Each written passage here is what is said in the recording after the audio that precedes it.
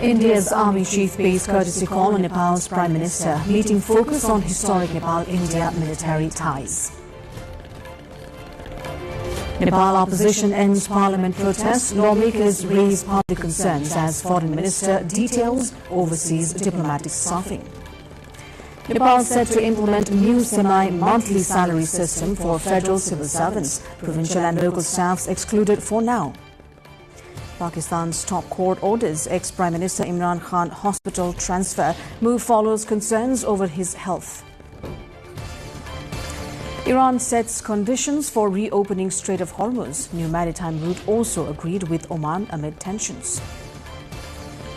And Barcelona reach agreement to sign Rodri from Manchester City. Ballon d'Or winner set to return to Spain after 7 seasons. Good evening, I'm Sarah Sapsanamarai and this is NTV World Prime Time News. We're coming to you live from Kathmandu at 1900 hours Nepal time. Elsewhere, it's 13:15 in London, 22:15 in Tokyo and just after midnight in Sydney. Now the news in detail. India's Army Chief General Dheeraj Seth has paid a courtesy call on Nepal's Prime Minister Balendra Shah during his 4-day visit to Kathmandu. Seth met Shah, who also serves as Nepal's Defence Minister, at the Office of the Prime Minister and Council of Ministers in Singhadarbar. Indian Ambassador to Nepal Naveen Srivastava also attended the meeting. Seth arrived in Nepal on Sunday at the invitation of Nepal's Chief of Army Staff Ashok Raj Sikdel. Seth also held bilateral talks with Chief Sikdel on matters of mutual interest and ways to further strengthen military ties between Nepal and India. On Monday, Nepal's President Ramchandra Podil conferred the Indian Army Chief the honorary rank of General of the Nepali Army at a ceremony at Shital Niwas. Nepal and India have followed a tradition since 1950 of awarding honorary general ranks to each other's army chiefs. Seth is also scheduled to return to India on Wednesday. Opposition lawmakers ended their protests in Nepal's House of Representatives today after Speaker Dol Prasad Aryal directed Prime Minister Balendra Shah to respond to their concerns in the House. In today's zero-hour session, lawmakers drew the government's attention to shortages of cooking gas and chemical fertilizers, rising prices, monsoon-related disasters and wildlife threats. The lower house MPs also called for improved healthcare, road access, seeds and fertilizer, while raising concerns over fraud and life-threatening situations faced by Nepali workers abroad. Also speaking in today's House session, Foreign Minister Shishir Khanal briefed lawmakers on the government's management of local employees at Nepal's diplomatic missions abroad.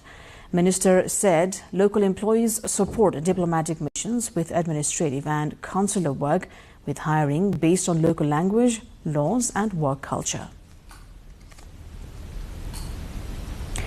Nepal's federal government has introduced a system to pay civil servants their salaries and allowances every 15 days. The Office of the Financial Comptroller General has directed all government and public offices under the federal government to implement semi-monthly salary payments, according to a circular issued on August 17. Federal government employees will receive their first installment from August 31st, corresponding to Bhadra 15 in the Nepali calendar. The new payment system has been introduced in line with policy guidance from the Ministry of Finance and provisions in the government's budget statement, according to the Comptroller General's office. The arrangement currently applies only to employees working under the federal government. Provincial and local government employees will not be covered by the system for now. The move replaces the existing monthly salary payment arrangement with a twice-monthly system for federal civil servants. We're going for a short break here. More news coming up. Do stay with us.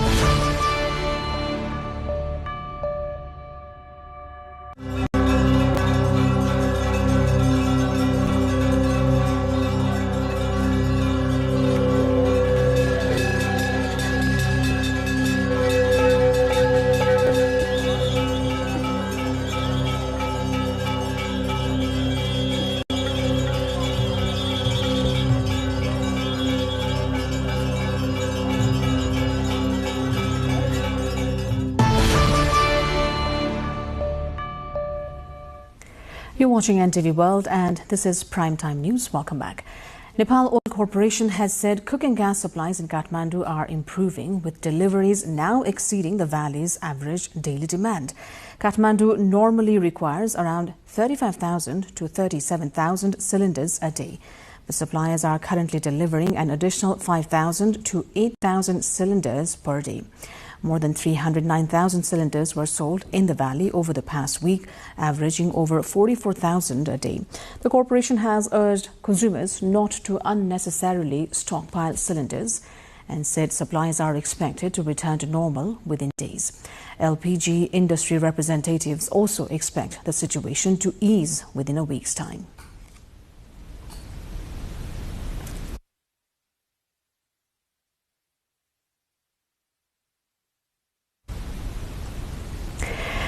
It's been over a month since the LP gas shortage hit Nepal, despite Nepal Oil Corporation claiming to have heightened import.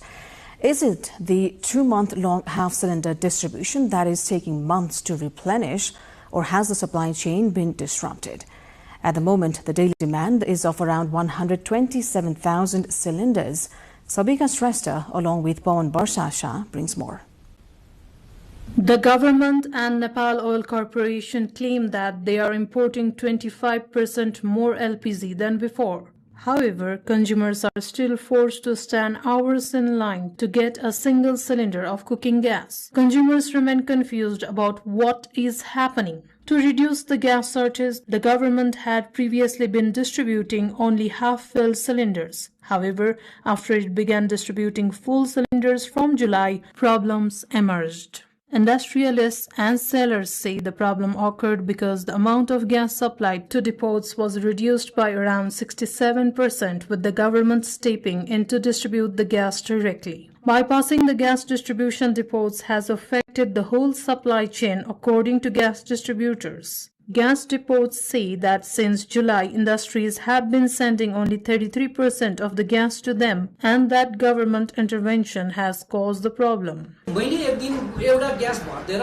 भोलि अर्को ठाउँमा अर्को भर्दिन भने एकजना उपभोक्ताले यदि उहाँको चुलो बल्छ भने हामी किन त्यसमा लाइन बसेर स्टक गर्ने त भन्ने खालको मानसिकताबाट अगाडि बढ्दिनु भयो भने यो समस्या धेरै लामो जाँदैन. The monthly demand for LPG in Nepali market stands at around 42,000 to 45,000 metric tons. In July alone, 57,000 metric tons of LPG was imported. Nepal Oil Corporation, however, claims that the current problem will be resolved within a few days. बजारको माग नै बढी भएको हैन, मागकै कारणले जुन विगतमा जुन हाम्रो हामीका ब्याकलग बस्यो त्यो कारणले गर्दाखेरि बजारको माग एकाएक बढेको हो, तर जति खपत दैनिक जति खपत हुने हो त्यो अनुपात भन्दा चाहिँ करिब 20% बढी ग्यास आइ नै रहेको छ र यो निरन्तर आउने छ. Under normal circumstances, Nepal has a daily demand for around 1 lakh LPG cylinders. But currently, the daily demand across the country has risen to 1,27,000 cylinders. With effective oversight still lacking, consumers remain the ones paying the price, facing higher costs, inflation, uncertainty, and unnecessary hardship just to fulfill their basic needs. Moving on, residents of Hosti in Rampur municipality in western Nepal's Palpa district have been left to live in fear after a landslide carrying mud and debris damaged structures in lower-lying areas following rainfall. The landslide also damaged infrastructure along the Kali-Gandaki corridor. A culvert installed along the road to drain water carrying debris from the upper slopes has been reportedly blocked, causing debris to accumulate.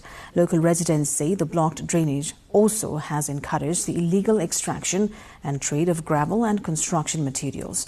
A motorable road connecting Nisardi in Rampur 8 and Magari in Rampur 10 was built 4 years ago with support from the Lumbini provincial governments. Residents say the road has increased the risk to communities living below the slope. They fear heavier rainfall could trigger further landslides and force families in the lower areas to leave their homes. Authorities are preparing to widen a 20-kilometer section of the BP highway in central Nepal from 5.5 meters to 10 meters and also upgrade it with asphalt paving. The Division Road Office in Bhaktapur has prepared a detailed project report for the expansion, while a preliminary environmental assessment is being prepared. The project is estimated to cost 3.79 billion Nepali rupees, which is about $25 million. Authorities have already distributed compensation for land acquired in fact, within a 15-meter corridor on both sides of the road to facilitate the expansion. Authorities in Gosaikunda in central Nepal's Rasua have fixed prices for food and accommodation during Janai Purnima festival. Gosaikunda is a famous Hindu pilgrimage site in Nepal, located at an altitude of about 4,300 meters in the Langtang region. Thousands of devotees traditionally travel to the sacred lake during Janai Purnima, a major Hindu festival. The Gosaikunda Area Development Committee, in coordination with the District Administration Office, has set separate rates at 9 locations along the pilgrimage route, ranging from $4 to $12. The rates will apply to temporary shelters, hotels and lodges operating in the festival area. Authorities have instructed businesses to clearly display their price lists. Officials said regular monitoring will be carried out to prevent overcharging and ensure convenient services for pilgrims during the festival. International news coming up next. For now, a short breather.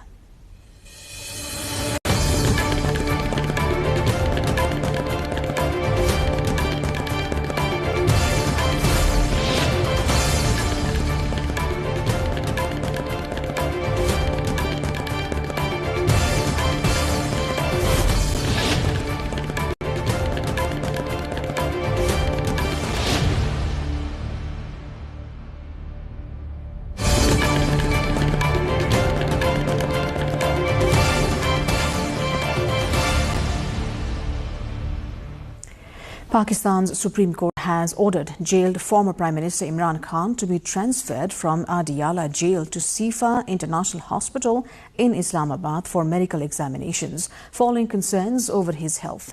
The 73-year-old Khan, who has been imprisoned since August 2023, is expected to be moved to the hospital within the next 2 days. The order follows petitions from Khan's lawyers and family seeking specialist medical treatment and access to his personal physicians. Khan's health has been a growing concern for his family and Pakistan Tehreek-e-Insaf Party, particularly over an eye condition that has reportedly affected his vision. The court's decision marks a significant development in the former Prime Minister's ongoing legal and political battle while he remains behind bars. Iran's top negotiator Mohammad Baghir Ghalibaf has said that the strategic Strait of Hormuz will not be opened until the US meets Tehran's demands, including lifting a naval blockade. The demands also include unfreezing Iranian assets, lifting the oil embargo, and ending US military threats and operations against Iran. و روشن بگویم تا زمانی که تعهدات آمریکا در تفاهمنامه از جمله رفع محاصره، آزادی اموال بلوکه شده، رفع تحریم نفت، پایان تهدید و عملیات نظامی در همه جبهه‌ها و دیگر شروطی که در تفاهمنامه آمریکا با آن متحد شده از اجرایی نشود، تنگه باز نخواهد شد. Earlier, Iranian Foreign Ministry spokesperson Ismail Bakai said that Iran and Oman have agreed on the map of the new route for maritime traffic in the Strait of Hormuz. He made the remarks at a weekly press conference in Tehran while elaborating on the latest progress in negotiations between Iran and Oman over the designation of a safe route for passage through the state. Bagai said the two countries are expected soon to finalize the agreement as a package comprising the map and a joint statement. The Strait of Hormuz is a critical global energy route with roughly 20% of the world's petroleum liquids consumption passing through the waterway. Japan's defense minister has said that cooperation with South Korea and the U.S. is critical to regional security after U.S. President Donald Trump seeded doubts in the Pacific region by downsizing joint drills with Seoul.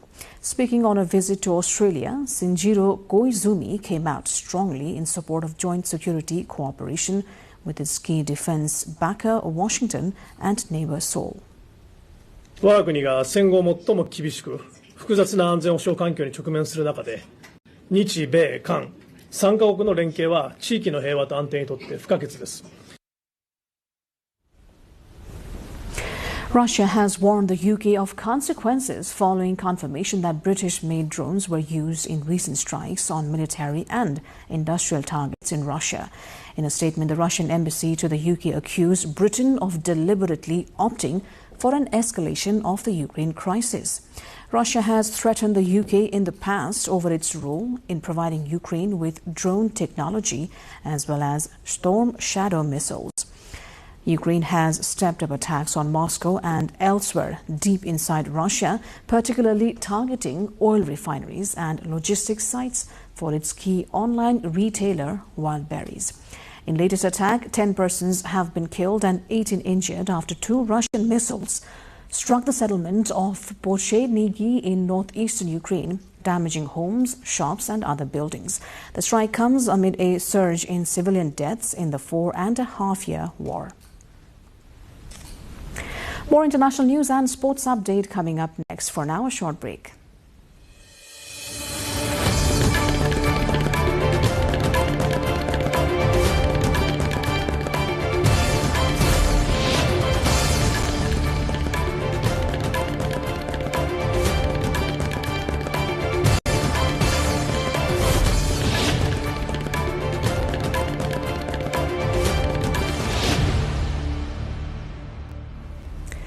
The 12th BRICS Environment Ministers meeting has begun in New Delhi, bringing together environment ministers and officials from BRICS member countries to discuss shared environmental challenges and strengthen cooperation. The meeting is held under the theme Building for Resilience, Innovation, Cooperation and Sustainability. Ministers are focusing on 4 priority areas, including sustainable lifestyles, afforestation and forest fire management, disaster resilience, and the circular economy and climate adaptation. The meeting provides a platform for BRICS countries to coordinate policies and seek common approaches to environmental challenges, including climate risks, forest protection, disaster preparedness, and sustainable resource use. The discussions are expected to focus on strengthening cooperation among member countries and developing practical measures to support environmental sustainability and climate resilience. Now, humpback whale sightings are becoming increasingly common in New York City waters, raising concerns about the risks posed by heavy boat traffic in one of the busiest port regions in the United States. Cruise passengers and boaters have reportedly been seeing humpback whales surfacing near the city's southern shores, sometimes close to major shipping and recreational boating routes. The growing presence of whales in the area has prompted calls for stronger measures to reduce the risk of collisions and disturbances from vessels. The sightings have also increased public interest in New York's marine environment, while putting pressure on authorities to balance commercial shipping, tourism, and wildlife protection. Officials and conservation groups are considering measures to improve whale protection as vessel traffic continues through the city's waterways. Moving on, U.S. tech giant Meta Platforms is defending itself in a landmark federal trial later today in California over allegations that Facebook and Instagram were deliberately designed to encourage addictive use among children and teenagers. The case, brought by a coalition of 29 U.S. states, accuses Meta of violating consumer protection and child privacy laws and of failing to adequately protect young users. The states are seeking financial penalties and changes to Meta's platforms, including measures to restrict features they say encourage excessive use. Meta denies the allegations and says it has introduced safeguards and worked with experts to improve protections for young users. Chinese startup Unitree Robotics has unveiled its new Superman robot, showcasing its high jump and high-speed capabilities. The company says the robot can perform a standing high jump of up to 2 meters and reach a top speed of 12.66 meters per second. Unitree plans to make its market debut on the Shanghai Stock Exchange on Wednesday, marking a major step for the robotics company. The launch comes as China's robotics industry continues to expand, with firms developing increasingly advanced humanoid and quadruped robots.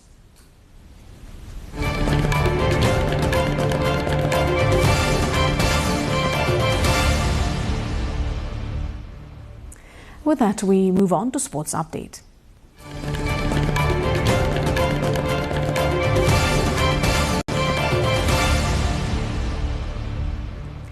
Barcelona have reached an agreement with Manchester City to sign Spain captain and World Cup winner Rodri, with the transfer expected to be worth up to around $87 million. The 30-year-old midfielder has agreed personal terms with Barcelona and is set to sign a 4-year contract, with the move subject to the completion of formalities and medical checks.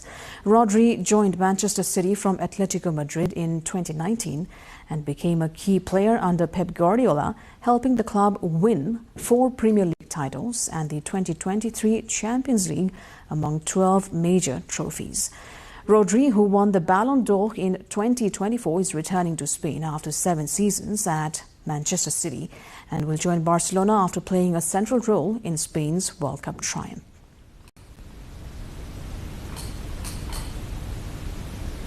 Former Australian cricket star David Warner has been fined and ordered to use a vehicle breathalyzer lock after admitting to drink driving offence. Warner, one of Australia's best-known former opening batsmen, pleaded guilty last month to a middle-range drink-driving offence. The court ordered Warner to install an alcohol interlock device in his vehicle, requiring him to provide a breath sample before the vehicle can be started.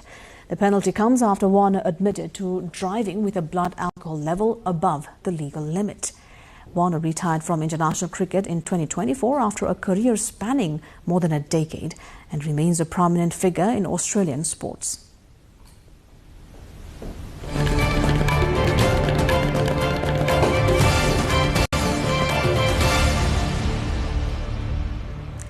And before wrapping up, here's a reminder of our top stories this hour.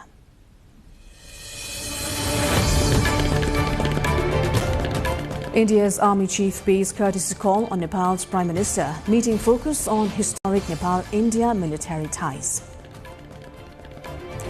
Nepal opposition ends parliament protest. Lawmakers raise public concerns as Foreign Minister details overseas diplomatic staffing. Nepal set to implement new semi-monthly salary system for federal civil servants. Provincial and local staffs excluded for now. Pakistan's top court orders ex-Prime Minister Imran Khan hospital transfer. Move follows concerns over his health. Iran sets conditions for reopening Strait of Hormuz. New maritime route also agreed with Oman amid tensions. And Barcelona reach agreement to sign Rodri from Manchester City. Ballon d'Or winner set to return to Spain after 7 seasons.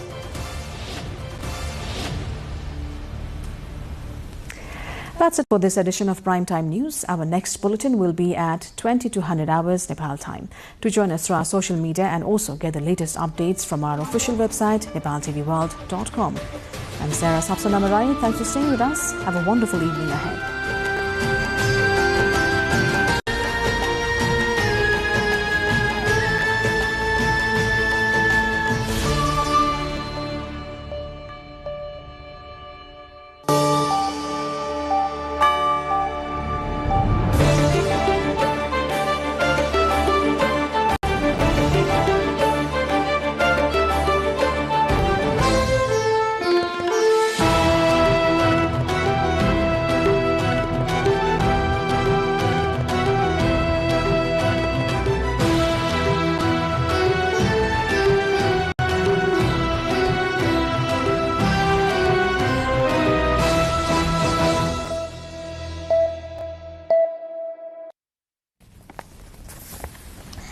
Welcome to the studios of NTV World in Kathmandu. Public Service Broadcasting PSB Nepal's new initiative to make Nepal more visible and audible to the global audience. Welcome on board.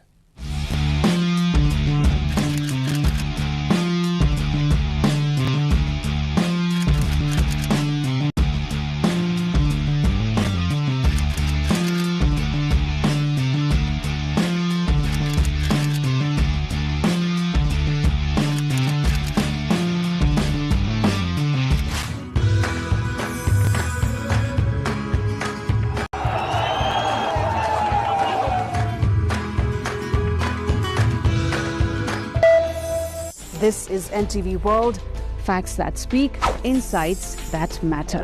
Telling the stories of a changing planet. NTV World, Nepal's perspective to the world. Exploring the heartbeat of Nepali creativity. This is NTV World. The power of story shaped by technology. NTV World. Unearthing Nepal's hidden heritage. Discovering the timeless Nepal. Telling stories that endure across centuries. Where culture breathes, stories bloom. When the world moves, we make a sense of it. NTV World. Taste of Nepal. Every recipe, every flavor tells the story. Journalism in the digital age.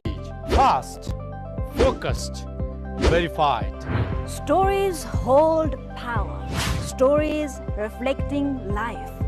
Stories of the hinterlands. Reporting for NTV World. This is NTV World. Welcome to News Hour.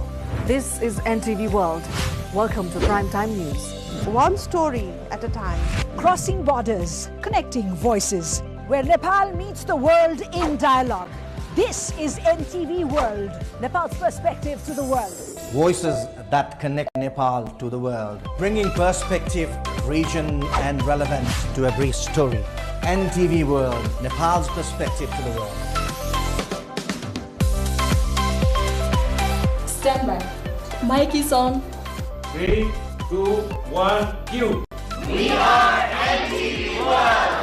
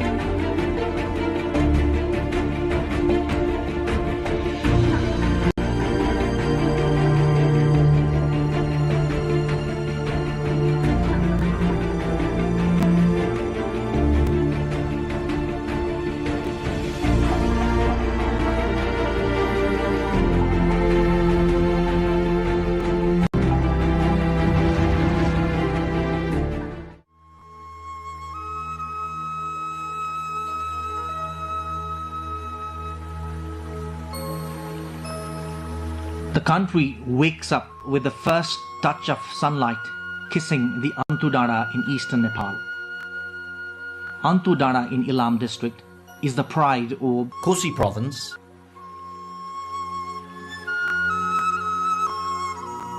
Nepal's eastern Kosi province spreads across 26,000 square kilometers and has 14 districts. Taplejung, Pastar, Ilam, Jhapa, Sangkhwasava, Terathum, Dhankuta, Morang, Sunsari, Solukhumbu, Bhojpur, Udaipur, Khotang and Okhaldunga make Kosi province.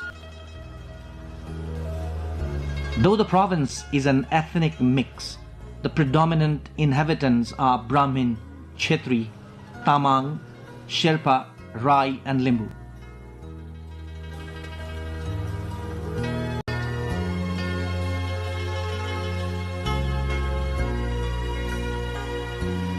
Kosi province, with the capital Biratnagar, is geographically very diverse. The province boasts the highest peak in the world, Mount Everest, to the lowest land in the country, Kechana Kabul. The local lifestyle and landscape of Namche Bazaar, the gateway to Mount Everest, Lukla Bazaar and Everest Base Camp are incredible. Over 24 mountain peaks above 7,000 meters, including the Kanchenjunga, Makalu, Varun, Lhotse, Choyu, Tuplase, in addition to the Mount Everest, make the roof of the province.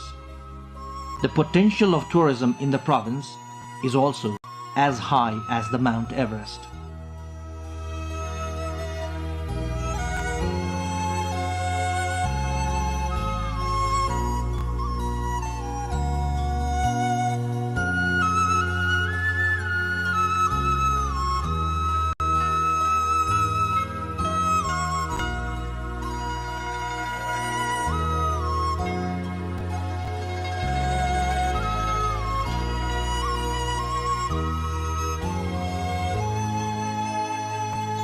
Country's largest Saptakosi, along with Mechi, Arun, Tamor, Kankai, Likhu are the major rivers in the province.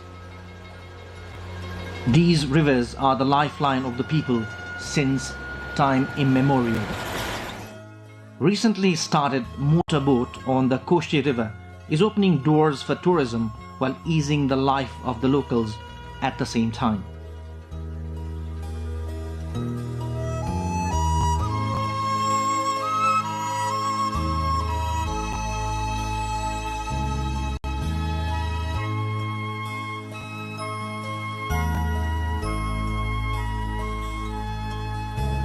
Situated at just 70 meters above the sea level, Kechana Kabul in Jhapa is the lowest point in the country.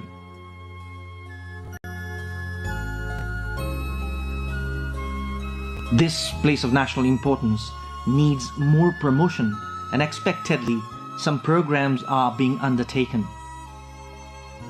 The world-renowned Kosi Tappu Wildlife Reserve, Sagarmatha National Park, Makalu Varun National Park and Kanchenjunga Conservation Area are some of the major attractions in Kosi province.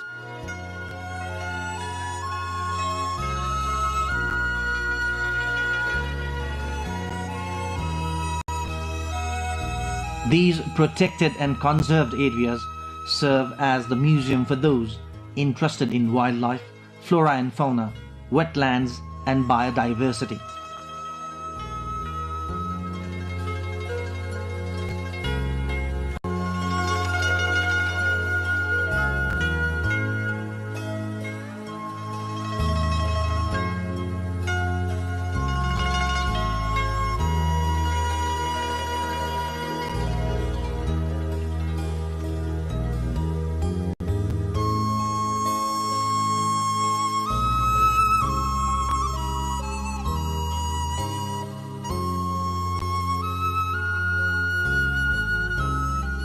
The number of people thronging Antudara in Ilam around the calendar to watch the sunrise is increasing by the day.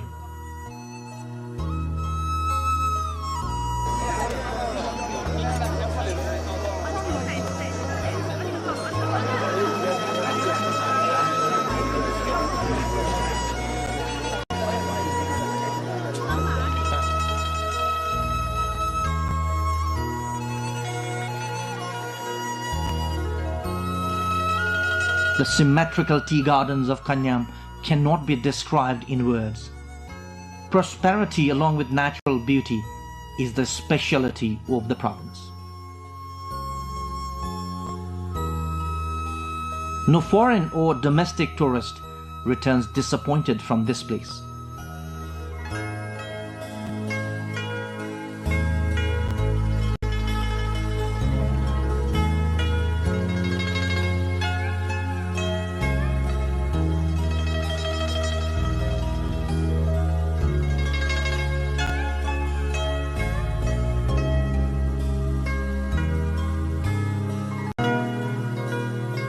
Mai Pokhari and Sandakpur in Ilam are some of the other destinations for tourists.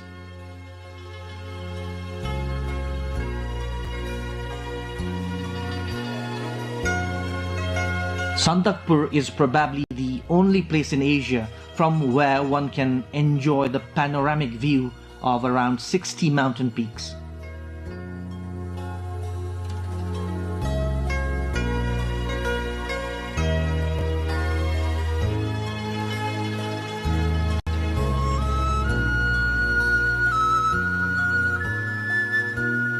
Ilam also is famous for its organic produces, including allo or the giant nettle, milk, broomgrass, red hot chili, and cardamom. The hill station or Bhedetar along the border of Sunsari and Dhankuta, Namaste waterfall in Dhankuta, Hile Bazaar, and Todke waterfall are some of the other destinations for tourists. The 90 feet tall Namaste waterfall, just 10 kilometers away from Bhedetar, is attracting many tourists of late.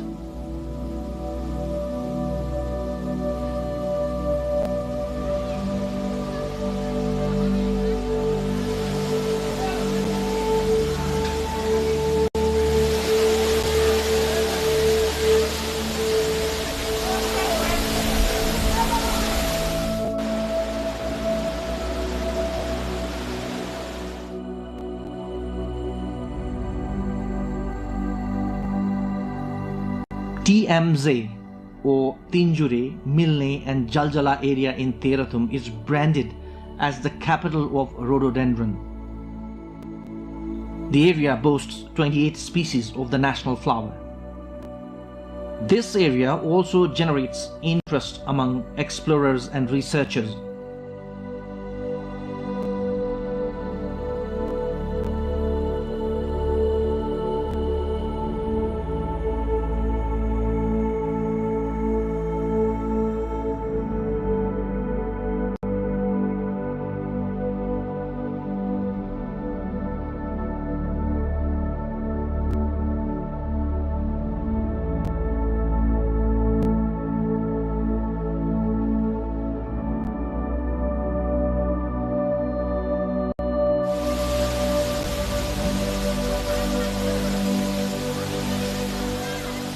The 365-meter tall Hathung waterfall is the tallest in Asia and the pride of Nepal.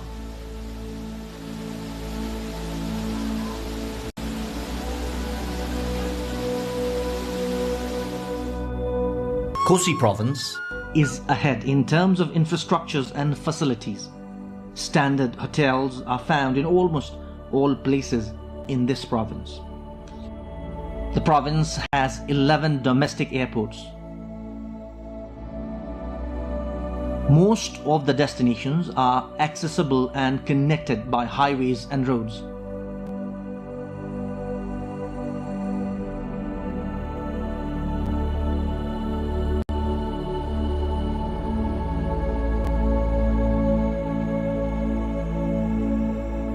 The Pathivara temple, situated at 3,794 meters above the sea level, is the combination of spirituality, natural beauty, and tourism. This is one destination in every Nepali's bucket list. The blooming rhododendrons in the spring and snow-white terrain in winter keep the tourism interest alive around the year.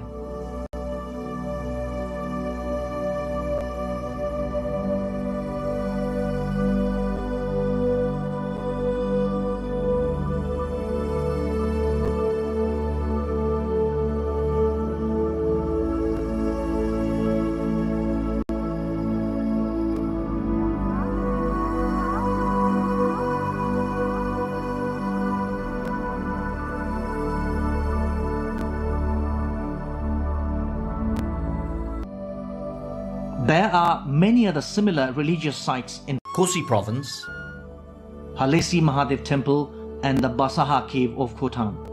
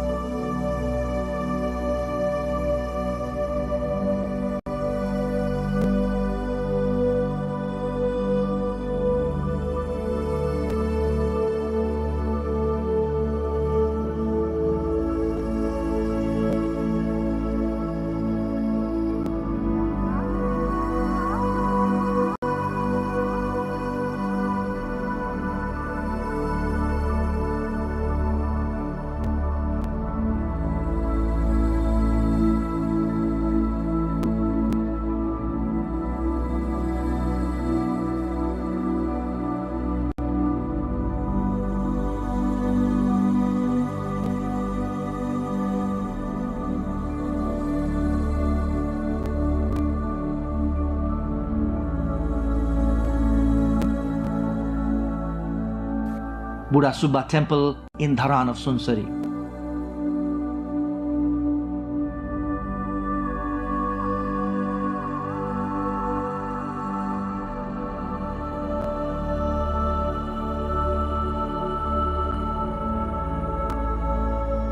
Barha Kshetra of Sunsari.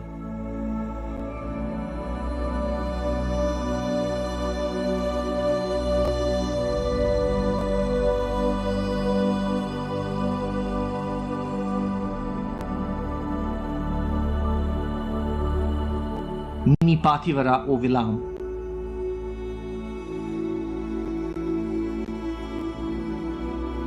Arjundhara of Jhapa of the Mahabharata myth.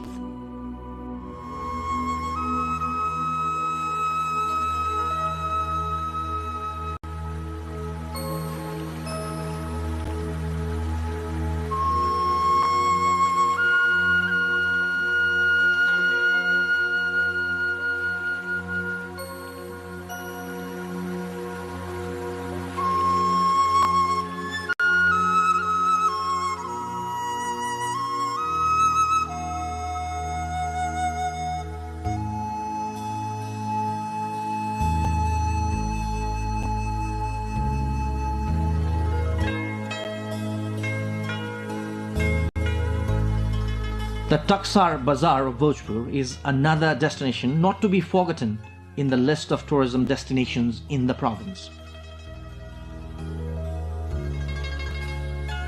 History dates the first minted Nepali coins in this place. Those copper coins are still found in Taksar. The small hamlet is a perfect destination to see the Eastern Nepali lifestyle.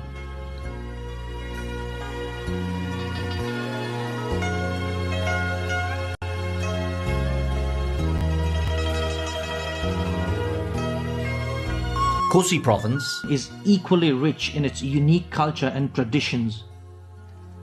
In addition to the major festivals celebrated by the Brahmins and the Chetris, different ethnic groups like Tamangs, Sherpas and Muggars rejoice in Losar.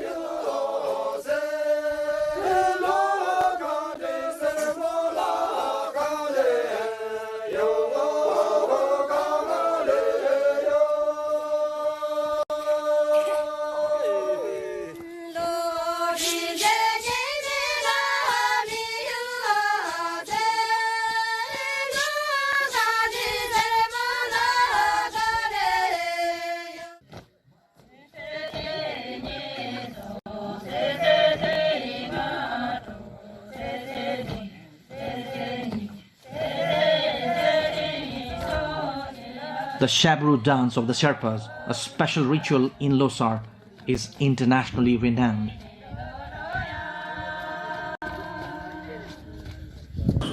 The Udoli and Uvoli of the Rise and the Dhan dance have their own religious and scientific importance.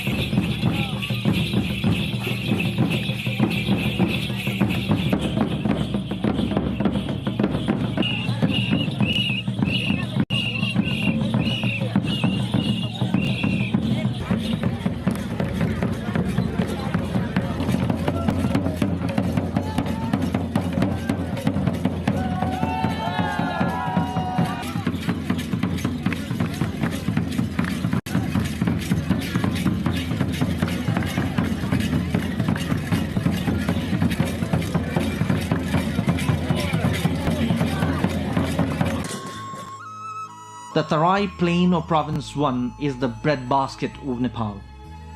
The fertile soil is perfect for agriculture.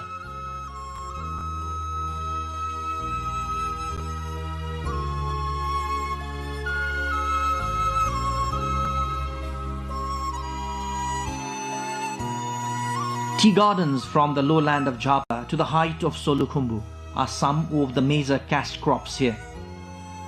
These tea gardens also attract numerous tourists in the region.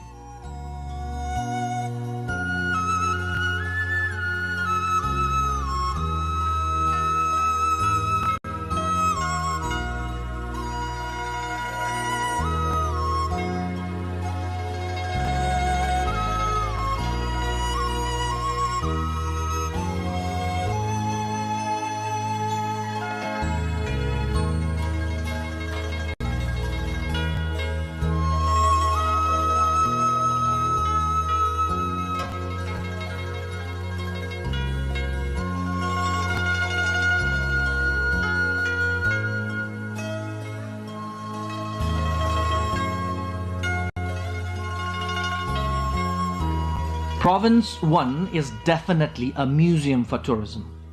The natural beauty, religious heritages, abundance of natural resources, cultural diversity, and many more. Each and every hamlet and settlement, hills and mountains, rivers and ravines in the province have their own unique identity and speciality.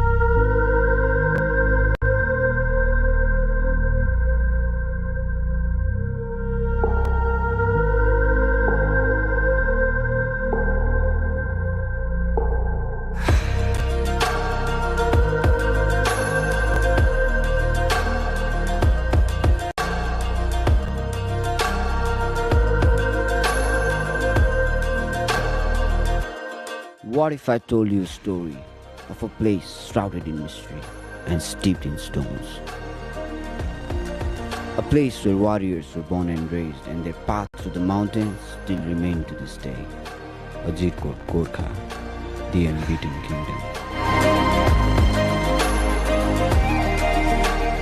हामी पाहुनाहरु आउनु हुँदाखेरि हामी यसरी स्वागत गर्छौं अनि अलि नाचगानहरु देखाउँछौं मेरो सिंहो नेपाल गाउँकी गोरखामा गर्व लाग्छ जन्मिएछु साँच्चै स्वर्गमा म त नेपालकी छोरी भन्छन् Gorkhali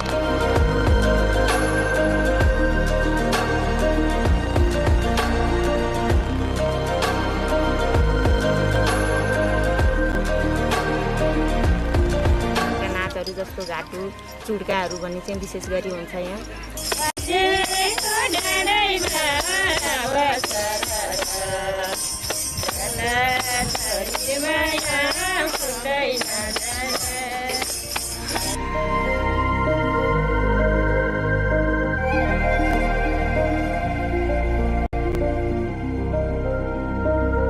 For those seeking a luxurious escape, there are stunning lodges that offer an indulgent retreat amidst the rugged beauty of this place. But for the true adventurers, this place has it all, from trekking through dense forest of Nagepokari trails to exploring ancient temples and learning the rich history of the region. So, what do you fancy? Are you the solo explorer, or do you prefer luxury within nature? Or perhaps you are the one who seeks to witness it all. Well, after all, life is a box of chocolates, and this place is filled with surprises.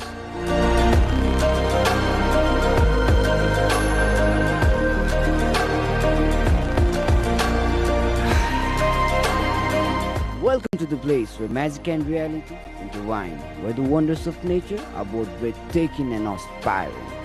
From the elevations of 300 meters to a towering 8,000 meters, this place will leave you mesmerized and in awe.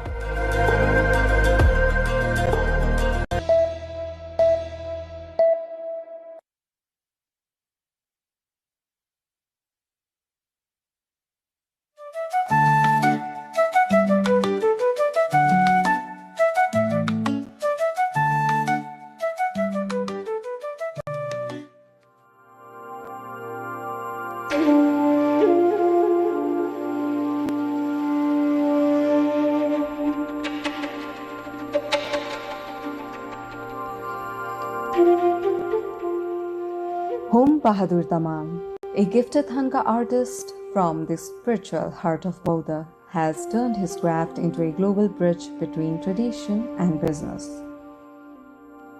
Thangka चाहिँ मैले 1976 मा सुरुवात गरेको। मेरो Stitcher चाहिँ म भन्दा अघिल्लो मेरो दाइ हो, साइला दाइ। मेरो चाहिँ बाउपादेखि नै कलाकार हुनुहुन्थ्यो। पाटन, भक्तपुर, छामेल, दरबार स्क्वायरमा यसै पसल बेच्ने काम हुन्थ्यो। अनि त्यो बेच्दा मैले यो थाङ्गा चाहिँ विदेशीले किन्दो रहेछ, आफैले विदेशसँग बेच्नुपर्छ भन्ने अलिकति मनमा मलाई अलिकति सोच आयो। त्यसपछि मैले 2050 सालमा यहाँ सुरु गरेँ, आजभन्दा 32 वर्ष अगाडि। What began as a young artist's journey through the streets of Kathmandu has blossomed into a thriving enterprise where sacred art meets business and tourism.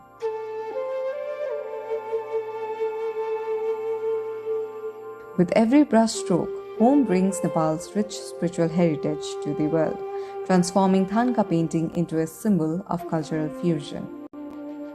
त्यो बेला चाहिँ पसल कोही पनि यहाँ थिएन, किनभने त्यो मार्केटले चाहिँ कहाँ मार्केट हुन्छ भन्ने खोज्दो रहेछ। त्यो खोज्ने क्रममा म यहाँ आइपुग्यो। विदेशीहरू पनि यहाँ त्यति अहिले जस्तो बस्दैन, 5 मिनेट 10 मिनेटमा घुमेर जानुहुन्थ्यो। त्यतिखेर खाने रेस्टुरेन्ट पनि एकजना मात्रै थियो, एउटा मात्रै थियो। अहिले चाहिँ होस् त्यो बेला र अहिलेमा धेरै आकाश जमिनको फरक भएको छ। This story is one of passion, innovation, and a deep commitment to preserving tradition while embracing the future. विशेष गरी यो बौद्ध स्तूपसँग रिलेटेड छ। यो बुद्धको शिक्षासँग रिलेटेड यो थाङ्गा चाहिँ संसारको मानिसहरू यो स्तूपलाई घुम्ने क्रममा यो प्रार्थना गर्ने मेन ठाउँ चाहिँ यो रहेछ। त्यसो भएको हुनाले यो चाहिँ विशेष गरी ओल्ड हेरिटेज साइटमा चाहिँ त्यो पनि के हो बुद्धिस्टको भएको हुनाले चाहिँ नेपालभरि कुनै थाङ्का बिक्ने ठाउँ चाहिँ अति महत्त्वपूर्ण चाहिँ यो नै हो वास्तवमा, किनभने रिलेटेड छ यो बुद्धसँग। From the hills of Ramechhap to the heart of Buddha, Home Bahadur Damang has a glorious story to tell. A story of will, determination, struggle, and success. म आफै पनि रामसाप दुर्गम जिल्लामा जन्मेको चाहिँ रोजगार छैन, त्यहाँ स्कुल छैन, कलेज छैन, हस्पिटल छैन, रोजगार छैन। त्यसपछि म पनि रोजगारकै क्रममा यहाँ आएर मैले सुरुवात गर्यो। अहिले चाहिँ म लगभग 49 वर्ष भयो यही पेसा गरेर दाल भात खाएको। अब नयाँ पुस्तालाई पनि मैले हस्तान्तरण गर्नुपर्छ है भन्ने मेरो एउटा उद्देश्यले चाहिँ अहिले मैले नयाँ पुस्तालाई चाहिँ गाउँबाट आउनुहुन्छ, स्कुल सकेर अनि बिहान चाहिँ कलेज जानुहुन्छ, दिउँसो काम छैन। त्यस कारणले मैले 3 महिना फ्री ट्रेनिङ दिने गरेको छ। उहाँको स्किल अनुसार टेस्ट गरेर हामीले यहीँ तलब दिएर जस्तो बिहान कलेज पनि भ्यायो उसो कति हो त्यसो त्यहाँबाट एक्स्ट्रा टाइम चाहिँ 5 घण्टा 6 घण्टा 7 घण्टा मैले पनि यहाँ जीवन चलाउने चाहिँ काम भइरहेको छ अहिले। For 49 years, he painted, taught, and empowered young artisans. Today, his school preserves tradition and creates futures. हामीले यहाँ सुरुमा इन्टरभ्यू लिन्छु, त्यसपछि 1 हप्ता चाहिँ नि सानो क्यानभासमा हात ट्रेनिङ दिन्छु, त्यसको शरीरको बडीहरू अलिकति ट्रेनिङ दिन्छु, अनि 1 हप्तापछि ओके भनेर ओके या यस भने कोही मानिस नसक्ने चाहिँ नि आधा घण्टामा 1 घण्टामा उठेर गइहाल्छ। म सक्दैन, ढाड दुख्यो, किन उसको मन धेरै भएर गयो, त्यो सक्दैन, ऊ आउँदैन, एक दिन पनि आउँदैन। मात्रै आँखा चाहिँ हुनु पर्यो। हामीले अपाङ्गलाई पनि सिकाएको छ, जस्तो बाहिर कान नसुन्ने पनि सिकाएको छ, आँखा चाहिँ हुनु पर्यो, त्यस्तै हो। As interest in Buddhism grows worldwide, so does the appreciation for our sacred art. Foreigners now come not just to admire but to learn, studying our architecture techniques and meditative Thanka traditions, giving new life to what was once known only within our borders. Buddhism Nepal हो नेपालमा जति छन् विश्वसम्पादकमा सूचीमा भएको मठ मन्दिर गुम्बद छ यसैबाट उहाँले पनि सिकेको वास्तवमा यो जुन बौद्ध स्तूपरा भनौं लुम्बिनी त्यो जस्तो त उहाँहरूले बनाउन सक्दैन तर यसको चाहिँ एकदम महत्त्वपूर्ण के छ भगवान या चाहिँ दोस्रो तेस्रो बुद्धको रिलिटिक यहाँ छ जति चाहिँ अहिले संसारमा यो बुद्धिज्म फैलिँदै जान्छ यो महायान बुद्धिज्म त्यतिकै ठाउँको भ्यालु चाहिँ बढ्दैछ अहिले जस्तो मेरै कुराहरु मैले 40-45 वर्ष यति ठाउँको महत्त्व थिएन किनभने वर्ल्ड वाइडमा बुद्धिज्ममा थिएन विदेशीहरुले जानेकै थिएन उनीहरुले त्यो सुरसुर आउँदाखेरि सानसानो तिनी एउटा नेपाल आउँदाखेरि सुपर नेट किन लैजाऊ नलैजाऊ भन्ने मान्दै लाइन थियो अहिले चाहिँ उहाँहरु चाहिँ जस्तो अमेरिका युरोप तपाईको यो सिङ्गापुर ताइवान मलेसिया विभिन्न देशमा चाहिँ अहिले बुद्धिस्ट प्र्याक्टिसनर धेरै उहाँहरु चाहिँ गर्नुहुन्छ त्यसको लागि चाहिँ एकदमै महत्त्वपूर्ण छ त्यसकारणले भविष्यमा यो थाङ्गा चाहिँ छ यसको मार्केट छ As an artist, entrepreneur and a master, he feels fulfilled, creating beauty, guiding others and living with purpose. मैले संसार जीवन जगतलाई थाहा पायो अहिले हामी सांसारिक जीवन छ सांसारिक जीवनमा कसरी जिउने र अर्कोलाई पनि कसरी जिउन दिने कला थाहा पायो त्यसपछि अब जुन देशमा जन्मे पनि जुन कुलमा जन्मे पनि 100% निश्चित के हो भने मृत्यु छ त्यो त निश्चित हो नि एउटै निश्चित छैन कहिले पनि निश्चित छैन तर त्यो मर्नेमा म कसरी मर्ने भन्ने कला पनि थाहा पाएँ मलाई त धेरै परिवर्तन भएको छ मैले परिवर्तन भयो भने के हुन्छ मैले ठुलो पचेरो चढ्यो ठुलो गाडी त्यस्तो होइन तर मलाई खुसी छ सादा दाल भात खान पाएछ मैले परिवार पाल्न पाएछ यही थाङ्गाले म जापान घुम्यो युरोप गयो चाइना घुम्यो बुद्धिस्ट कन्ट्री सबै घुमेको छ सबै ठाउँमा मैले घुम्नलाई मलाई पैसा आपत पनि परेन थाङ्गा सँगसँगै लान्दै ब्रिफिङ गर्दै बेच्दै दर्शन बेचेको हो त्यसकारण मलाई त एकदम खुसी छु म त पनि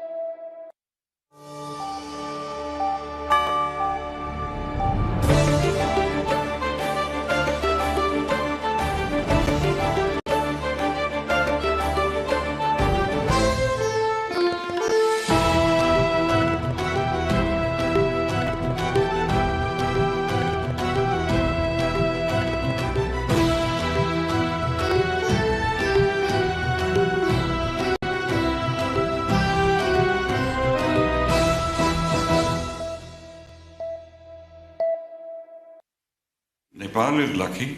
It's got Dharmendra and Amitabh Bachchan in one. You're 2 in 1. 2 superstars in 1 superstar. But nonetheless, thank you. Thank you so much. But then tell us more about Sholay.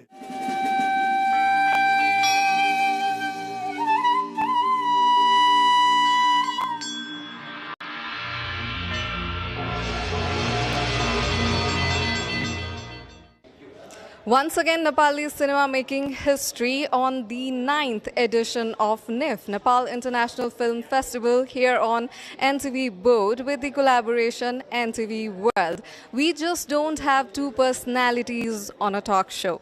We have two legends. One is Mr. Rajesh Hamal, the superstar of Nepali cinema film industry, and the other one, who is the blockbuster director, none other than Mr. Rajesh Hamal and Mr. Ramesh Sippi.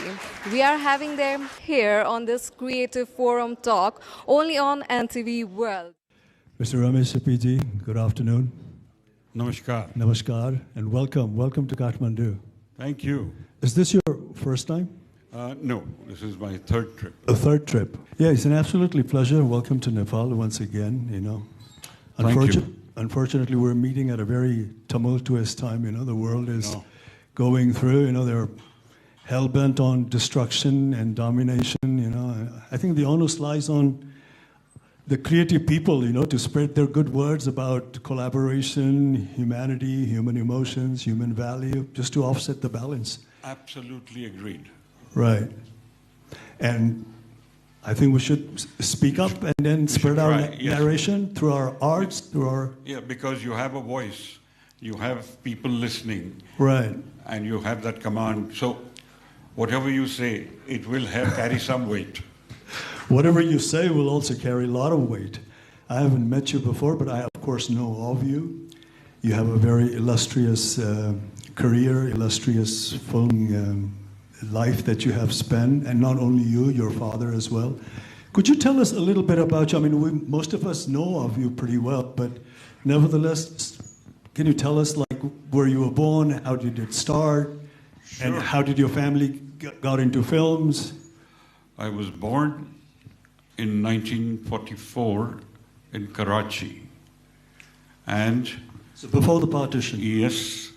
And about 1947, we moved here immediately after the partition.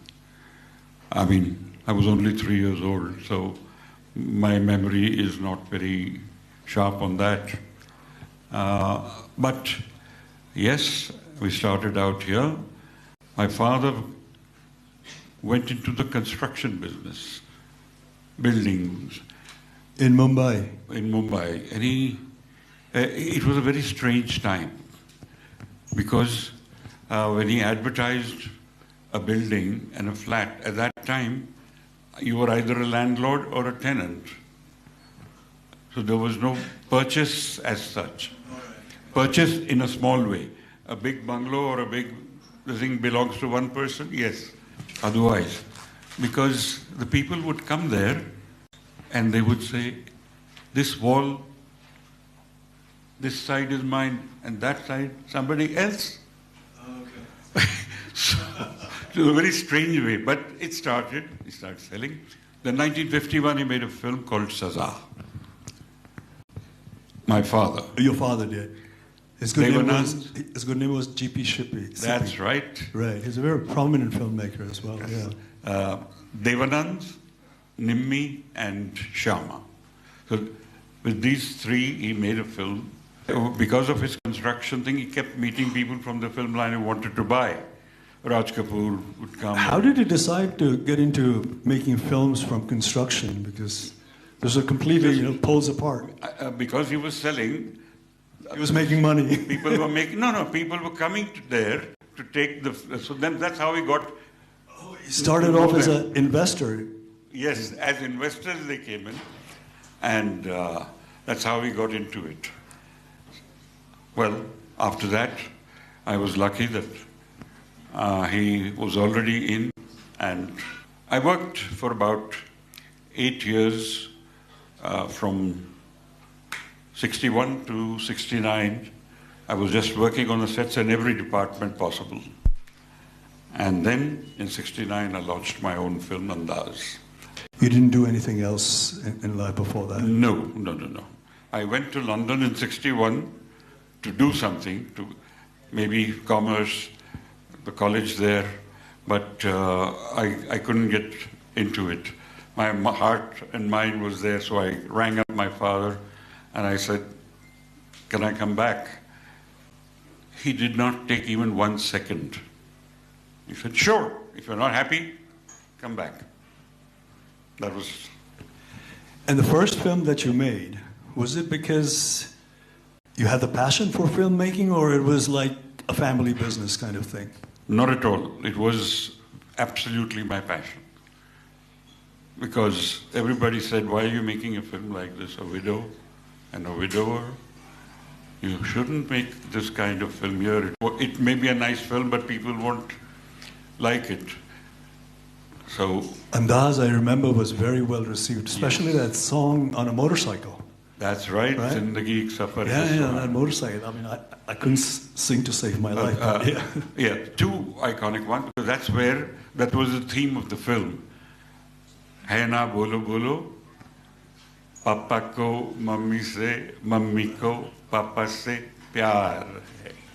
They were both without a partner, and that's how they come together. So how did that come about? I mean, it was the storyline was a little bit anomaly for its time, and did you come up with this idea yourself? Are you also the writer of your own films, or? Well, you see films, you're inspired, but there's no direct connection. But just felt that we've seen plenty of films in the normal. Why not try something which is a little different? And that was the reason I said, yes, let's do that. Luckily, it worked. But I'll tell you, in the smaller towns, it was still not accepted. Oh, because of the storyline. That storyline. And that told me, listen a bit. So you've got to listen to what people say also. But you've got to take a step forward. But yeah, so those days, the filmmaker had to be extremely conscious about the social values and things like that, and what they would accept, what they would not accept. True. Including how you dress especially the leading actresses and all that. Yes. So that was your first film, Andaz? That's right. And that was made in 1969. It was released in 1971. Okay. And then the ball started rolling after that? Went on to make Sita Aur Geeta. Again, that was a kind of a maverick work as well. No? Yes. Sita Aur Geeta, double role. Yes. Were you fascinated with Hema Malini from day one, or? Well, she was. Or did you have a good rapport with her? Yes, or? yes, she was very, very lovely. Very, but she was when we were dubbing for Andaz post production, and I said, "Would you like to play this double role on the mic?" I was telling her. She was inside, and on the set of Andaz. She was dubbing for the end of the film. So you're offering her another project? Yes, on the mic. She said, "What? You think I can do it?" I said, "Yes, if you put your heart into it, we can do it." And that's how Sita Aur Geeta came about. Yes, I was very fortunate to have Salim Javed with me. Absolutely brilliant writers. And we moved on. And again, Sholay was a two-line idea. It's all, at that time, it was an army officer and two cadets, and they were mischievous guys, and so he calls them later in life to help for him, for his personal revenge. We just converted into the police, that's all. And you did all this at a relatively young age, didn't you? Like you were like in your mid-20s, or? I was 25 and I started Andaz. Then in Sita Aur Geeta, I was 27, 28, and 29 I started Sholay. Sholay you started at 29? And finished in 31. The film was released. Now that you've mentioned Sholay, you and Sholay are so synonymous, you know, like everybody, when they think about Sholay, they think about you. When they think about you, they think about Sholay. How did that, for its time, it was larger than life. Those days, mostly cinema used to be made in CinemaScope and 35mm, and you went into 70mm. And the storyline was slightly, you know, different as well from your normal Hindi film storyline. And what I can tell by looking at Sholay is maybe there's an element of a Western movie influence in there. You're absolutely right. But you gave such an Indian flavor to it that the Indian audience totally lapped it up. I was always fascinated by the way the Western films were made, and those you used to watch a lot of Clint Eastwood films? Yes, first Clint Eastwood films, then the films like Butch Cassidy and the Sundance Kid, and all these westerns gave a wonderful kind of feel at that time, and so it was not easy to adapt to Indian thing, the western, but because we had our dacoits and they operated in the Chambal Valley. They could be the baddies, yeah. And I guess circumstances took them to that point. But the way you presented the film and the storyline was so amazing and so different from the kind of films that were being made in that era. You know, like the most prominent thing that I would say of Sholay was that you brought every character to life. When people think of Sholay, they definitely think of you as well, but they think of not just the protagonist, they think of all the characters, from Kalia to Mosti to even the horse, the Basanti. They remember everything. So you brought so much of life to each and every character, whether they were doing the leading role or the side role, but everybody had a prominence present in that film. How did you manage that? From the idea we began with, it turned out to be a very good script. And with that script, while scripting, had a lot of these actors in mind. And very fortunately, all of them agreed to come in. It's very difficult for such a big, so many different actors to come in, big actors. Otherwise, they'll worry what will happen. Was Amitabh Bachchan ji relatively new during that time, or was he? He had just started to come up. His film Zanjeer was released after he signed with us for Sholay. So you got him cheap. I made up for it in the next film. He said, okay, you got me cheap there, now what are you going to give me here? Okay, so much. Nepal is lucky. It's got Dharmendra and Amitabh Bachchan both in one.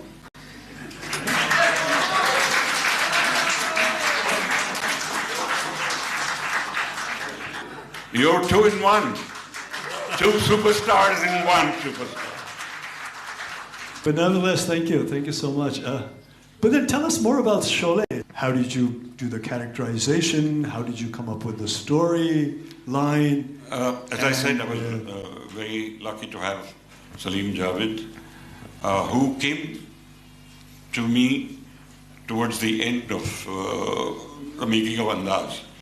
Halfway through, they joined me, and then Sita aur Geeta did it. They wrote Sita aur Geeta, and then, as far as Sholay was concerned, we worked on the script. They had an idea, one-line idea. Oh, they had it themselves? Yes, okay. And it was with somebody else who didn't want to make it. Manmohan Desai, I think.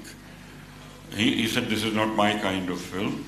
So he passed it, passed by, gave a pass to it. So you could take it, and they narrated these two lines. An army officer with two cadets, and he calls them for his.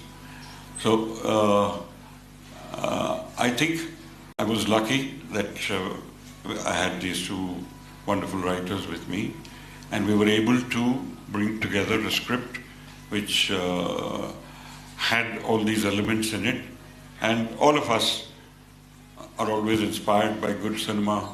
When they were writing, did you tell them that you wanted a Western kind of style to it? Yes, absolutely. You told them that?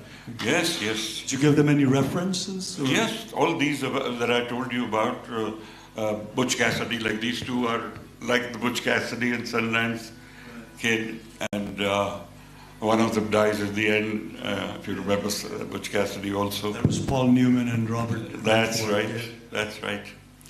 So that's how it developed, and it developed well, and all the pieces started falling together, the actors coming in. And then, as I said, I was very keen that I go to a different location. My art director took me down south, and near Bangalore, about 50 kilometers away from Bangalore, was this all these rocks. The moment I saw them, I said, this is it. The den would be here and the village would be just close by somewhere, and this is where it could all take place.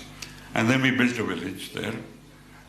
So how long did the homework take place? The idea and the thought coming, and we got everyone together, and by the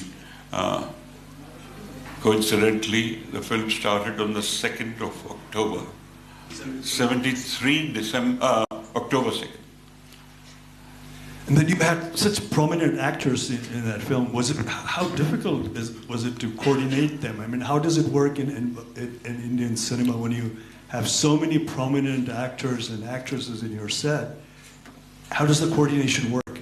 Is it a difficult task? I think because there were well-defined roles, so there was no real fear that everyone knew, because if you remember the climax of Sholay, one thing leads to the other, and each actor gets to play his part in such a way that if Dharamji, when he moves away for a short while and Amitabh takes the bullets.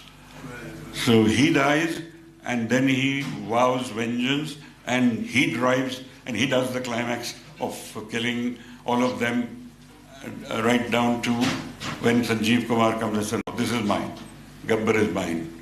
You leave Gabbar to me, because that was why I called you for this. So it all fell in such a way that everyone had his piece, and everyone was satisfied with what he was doing. They all felt justified. I mean, no doubt, as a maker, you were a maverick when you were making Sholay, but over the years, how does it feel? I mean, if I may ask you this, that people usually remember the performance and the performers more than the maker and the director. Do you see a quiet injustice in there? Like, when you talk about Sholay, they remember Gabbar Singh, maybe Viru, and what's the other guy's name? Jay and Viru and Hema Malini and this. Surma Bhopali and... And over the line, somehow the maker gets sort of like, it's shattered. Do you see a kind of a quiet injustice in there as a maker? Well, yes and no, because yes, the credit, but it's very natural as far as an audience is concerned to identify with the actor, because that's who the story is being told through. So they become real life, and they become the real characters. So for them, that is the first thing that hits them. The people behind the scene, yes, okay, but there have been chaos of Mughal-e-Azam and one film, and he's remembered as a... And of course, Mehboob Khan, which is Mother India, and so there are a few. You have left, no doubt, an indelible mark in the cinema. You will always be remembered. But I was just taking this out because most of the time when you have big stars and the movie is successful, they remember it as the star's film rather than the maker's film. True. Whereas initially, the project is the maker's baby, actually. That's where it starts. I want to make a wonderful film, and if you stand out as an actor, but it's the same thing. We want it to work. We want the people to like it. So I think. But Sholay, I believe, was not, initially it was sort of like received very lukewarm, like it didn't have a great response. Again, unfortunately, I have to defer. There was no such thing. Oh, there wasn't? No. Headlined disaster. Disaster. Every week. Disaster 1, 2, 3, 4, 5. For 5 weeks they hammered that this kind of a film, no way. And because they'd already given it once, taking it back was not easy. But finally, in the 6th week, they admitted that yes, it's a big hit. And there is no such thing that, because in the second and third week, people were repeating the dialogues. Right. So in the theater, we knew this is a repeat audience. A repeat audience doesn't come if they haven't liked it the first time. They're not going to come a second time. So that's. But do you remember around that time, the same time, there was another film that was released with very little budget but did extremely well. I think it was Jai Santosima, or... Yes, on the very same day. Yeah. So what was your reaction to that film? I mean, here you are with a multi-star, with a great budget, larger-than-life presentation film, and there's another film which is low budget and, just comes out and it... As a matter of fact... And comes out with a bang. When the trade papers spoke like this about Sholay, they also mentioned that, look at this film, Jai Santoshima. At this budget, it's a blockbuster. And Sholay was demoted. But then, of course, they... Yeah, but Sholay, of course, lasted much longer, and it's become a history, and it becomes a milestone of Indian cinema. Rameshji, can you, you've experienced so many periods and so many phases in Indian cinema. You've come a long way. How do you see cinema of today, especially the Hindi cinema scenario of today? How do you look at them? I think the best way to look at it is today's audiences and their educational levels and their exposure to the world is quite different. So we are seeing a change, but at the same time, we have to remember that we are competing with ourselves on television, on OTT, on all these are a part of the audiovisual entertainment. And yet, a lot of people might say today, I would rather sit at home and watch it when it comes on OTT. So what do you think about the modern technology of filmmaking? I mean,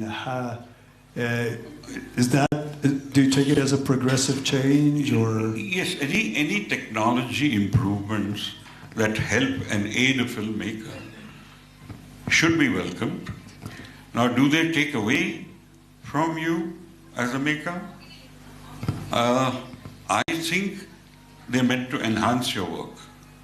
I think anything you think of and you want to do special effects, it's only going to help what your vision is. If it is taken in that light, and you do not make the mistake of letting it take over the storytelling or the thrust of the film and the emotions of the film, you don't allow these to be taking over that, then you're okay. You've got to create that balance. Director used to be almost 95% in charge of the project. How you're going to film it, how he's going to frame it, how he's going to present it. But now the directors have to work in coordination with so many different technical departments and engineers and special effect people that the share of the director is just limited to maybe just an imagination or the concept of how he wants to do it, and the other people put it together. But I think, as I said, sensibility prevails, that you try to create that balance between technology and the real thing. And the actors today, if they find there is a good maker, I'm sure you as an actor would be happy to have a good director with you. He can only help and guide a little more. You're going to ultimately take, as you yourself said, he gets the maximum appreciation goes to the actor. So it's as a maker, you just have to make that compromise in your mind that it is a medium. You can do a lot with it, with all these new technology things. Take it in the positive way and use it to help you. Now, if you have a crowd of horses coming in, and you have 4 horses you use who are good, and you add to those horses, it'll like a herd of 104 horses. That's it. So the advantage is there if you use it correctly. And if you unnecessarily use technology, you're going to... If you had the advantage of using this technology while making Sholay, would Sholay would have been any different? A damn good question, and I don't have an answer. No, but it's done. It's printed. It's a history, and it's a hallmark. Like, you represent Hindi cinema, and most of the Hindi cinemas are like star-driven, and they're the main attractions. And the unique selling point of a film actually becomes the stars and all that. How important is it, in your view, that does an actor like transform himself or herself completely into a character, or does the actor bring his own essence to every role? Does the part of the actor has to be alive in every role, especially the star-driven, or they can succumb themselves totally into a character? I think mostly they can. I think a very, very particular character which calls for a change of image, the actor is excited about playing something entirely different, and the director feels that this is an actor who can, because he's such a good actor, he'll be able to deliver in this kind of a role. Then they work together to change that image which was existent before that. But most of the time, it's the image. I mean, you sort of played in abundance in terms of, relatively, in terms of whether budget or your writers or your technicians. When do you think the creativity actually flourishes? Is it in abundance or in limitation? When Dharmendraji goes up on that tank, now, it's not exactly word by word what was written for him. Then there was improvisation as well. And it had to be because he's in that mood. So that was a combination of the character as well as the actor and the lines and his performance. And, I mean, it just all came together so beautifully that today it's a scene which is remembered. And that goes for Mr. Bachchan as well. Does your creativity gets limited if you're working within a limited budget, within limited resources? Does that hamper your creativity as a filmmaker, as opposed to when you have? Unfortunately, my experience is that I had a budget for Sholay, 1 crore, because my previous film, Sita or Gita, cost 50 lakhs. So we said, let's be a bit large-hearted, keep 1 crore for this. But for 73, that was a lot of money. For 1973, that was a lot of money. Yes, but it went on to cost 3 crores. Because it went on and on. Because I've said this before, but shooting the massacre scene of Sanjeev Kumar's family, the Thakur's family, I started to shoot, and after 2 days, the clouds came and the sun went away. So we sat for a day. In those days, the film was such that you could not do anything about it. You had to get some sunlight. You couldn't match it like you do in post-production, as you say. Correct? So otherwise you could have fiddled with it in post-production. But no. And on the 4th day, clouds again. So I asked the cameraman, because the mind started to work. And the texture of the scene changed.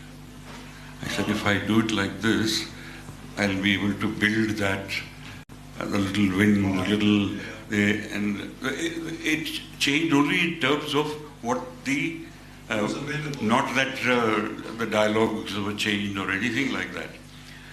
But the sense of it, the point is it cost me 21 days of shooting because of the weather. I had to wait for the cloudy weather. Then we started to make some thin covers on top to filter, if the sun is there, how to filter it on the sets. Things like that were improvised, and we were able to shoot it. And ultimately, there was no other way but to spend more time and money trying to get what you want. Right, but did you feel that you were taking a risk in terms of money? Like, I tried not to think about it. Right. And my father never said a word to me, what are you doing? So that's where I was very lucky. He just let me do what I was doing. He had the confidence that I was doing the right thing. Suppose you've spent so much of money, so much of time, so much of energy into this dream project of yours, Sholay. And if it had failed miserably in the box office, I wouldn't be here then.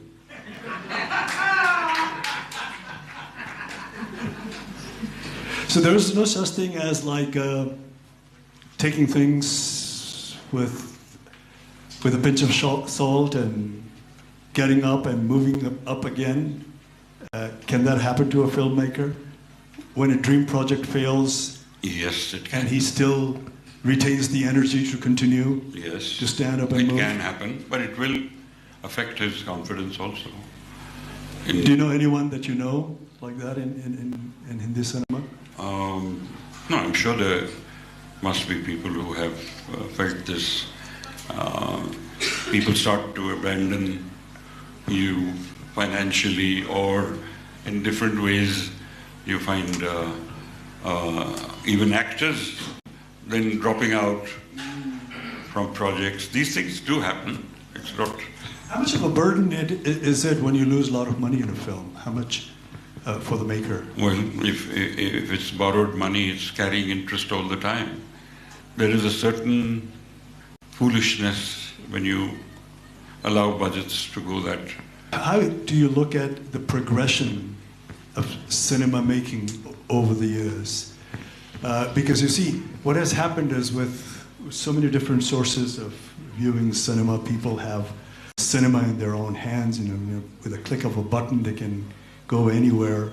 And what it used to be a cinema literacy in those days are available to anyone with a nice smartphone. You know, a 10-year-old would have a cinema literacy of that of, let's say, 70s professional filmmaker. You know, when they talk about long shot, mid shot, focus in, focus out. You know, this and that. All these cinema jargons are used by lay persons today.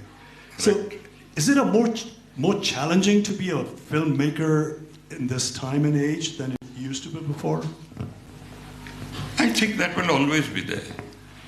The challenges were there then, as you said. Every second person in one way or the other is a filmmaker these days. You know, everybody is creating one thing or the other. Whereas in those days, filmmaking was exclusively the department of the professionals. Correct. And they only knew how to do it. You know, if they were talking about editing, the rest of the audience didn't know. If they were talking about, I don't know, long shot, mid shot, focus out, focus, and these are the jargons that the normal people are using it these days. You know, what's dubbing, what's this. So do you think it's more of a challenge, much more challenging to be a film director in this age and Today, era? yes, I think it is. But as I said, if you take technology along with you and let it help you in achieving what you want to achieve, you will be able to achieve it in lesser money today because of the special effect. Your knowledge of that technology will allow you to, okay, this I can do. So it can be helpful. Like I remember, even in the 90s, you know, if you have to picturize, say, the interior of a moving car, that itself was an extreme challenge. It was.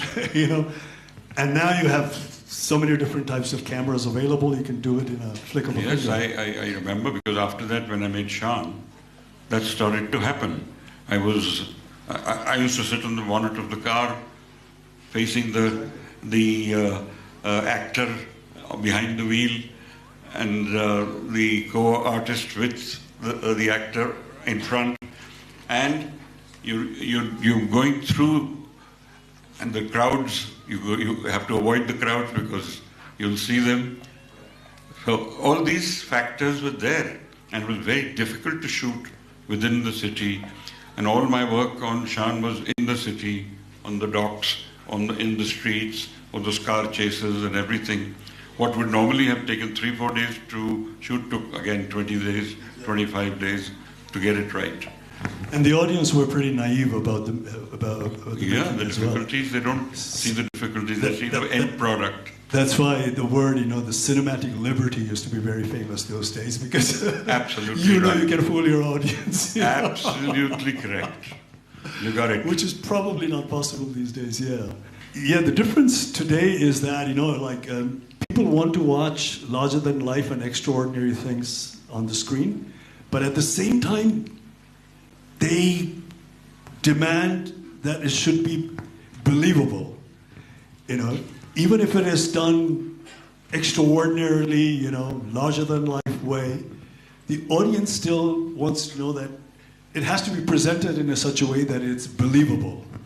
That's correct.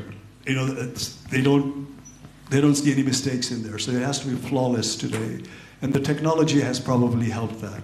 That has, yes, it definitely has. Yeah, but each time, even then, when the back projection came in first, for the first time, that was a technological advance. It did help a lot. Especially in a moving objects, yeah. Yes. But there you could see technically that it was, if you're very sharp, you could tell it's done on a back projection screen, because you didn't have enough maneuverability. Just the back window, the back glass, and the back of the car, the rear glass would allow you to, so your blue screen was behind it. And that's how. But the general audience had no idea how it has been done. And that's probably what. Now they all know, as you say. Now they all know. They know everything about filmmaking. So this is what I feel nowadays. If you're a filmmaker these days, you have to be a notch higher than the average person, because everyone knows about filmmaking. Everybody knows how to make a moving picture. Everybody knows about editing. Everybody knows about how to put good visuals together. So in order to be a good filmmaker, one has to be few notches higher than the normal people. Yes, you've got it right. You've hit it on the spot. It is so easy, and they know all about it. So when they see, oh, this must have been done like this and this must have been done like that. And yet, when the audience comes into a theatre to watch the film, they are ready to watch. It's not, they haven't come there to criticize it. They really want to appreciate it, otherwise they wouldn't spend that 500, 1,000, 1,500 bucks for a ticket. In the days of Sholay, it was 2 rupees, 3 rupees, and 4 rupees. Don't you think the movie viewing culture has changed drastically? Like those days when you were making Sholay, film used to be actually the cheapest form of entertainment. Absolutely. And now it's not so cheap form of entertainment at all. So how do you see that? I mean, once upon a time, cinema was accessible to every lay person. A person who labors on the street throughout the day is looking forward to go and watch a film in an air-conditioned movie hall and just have a good time. Whereas today, maybe some of the movie theaters are off-limit to people of certain income groups. That's true. So how do you see this transformation? Yes, but theaters are also doing things now to, you come on a particular day, the ticket is much lower. They have these incentives, or you go there, you'll get a Coke or a thing extra. There are ways of getting around that. So it makes it a little more easier for certain audiences who would not be able to afford it to come in and get some pleasure of the big screen. Yeah, this is what I have distinctly noticed. And it's not just in India, even here in Nepal. Earlier, when we used to go to the movie hall, the representation was mostly of the average person of that society or that country. But now you go to one of these fancy movie halls in the city, and then you see it's a completely different a class of people representing as an audience. That is something distinctly I have noticed over the period. What we do have is most of the screens are like that now. There are a few single cinemas still in existence, and that audience still goes there, and the rates are also lower there. But yes, it's a big problem. And as far as the content of the Hindi cinema goes nowadays, or the storyline of Hindi cinema, do you think that has gone through changes over the period? Like the kind of story you would want to make into a film in the 70s as opposed to now? I don't think that at its core it's different. You see Dhurandhar today? Just the presentation has changed a lot. He's made a wonderful film, but he's used what we are talking about. He's used technology as well as the real thing, and he's made a wonderful combination. But it is all action and blood and gore, and it's been presented in a way that is palatable. And this is a bigger hit than just a family story or a. So this is how. So that is immutable truth. That's an unchanging truth over the years. The content of the story. Yes. The technology might help it to bring it into a different scale and different presentation. Absolutely. Yeah, but I guess cinema is all about human emotions and human expressions, and human emotions and expressions probably don't change. And they're people forever. feel the same way. Yeah, you don't. If you love someone, you love someone. It's not You're like angry at someone. You're angry at someone. And you're angry, absolutely. Whether you're a man at 70s or the man of today's age. Something will take you to that intolerable level. It's bound to. This is what I always felt, everything is changeable. Like over the years, place might change, cities might change, society might change, but the emotion remains intact, the way our great-grandfather felt when they were in love is the same kind of emotions that we feel today. The way they reacted when they were angry, we react in a more or less same way, So the human emotion is, I think, the only thing which is permanent in this ever-changing world, Yes, I'm sure most of the people will agree. I have no problem with those who don't. I carry my convictions with myself, and as you would always do for yourself, and each one does for themselves. I think it's fair. From all this larger-than-life project, how did you get into television all of a sudden? Especially in those days. I mean, Bunyad was in Doordarshan, right? Yes. Before the cable television and multi-channel. Yes.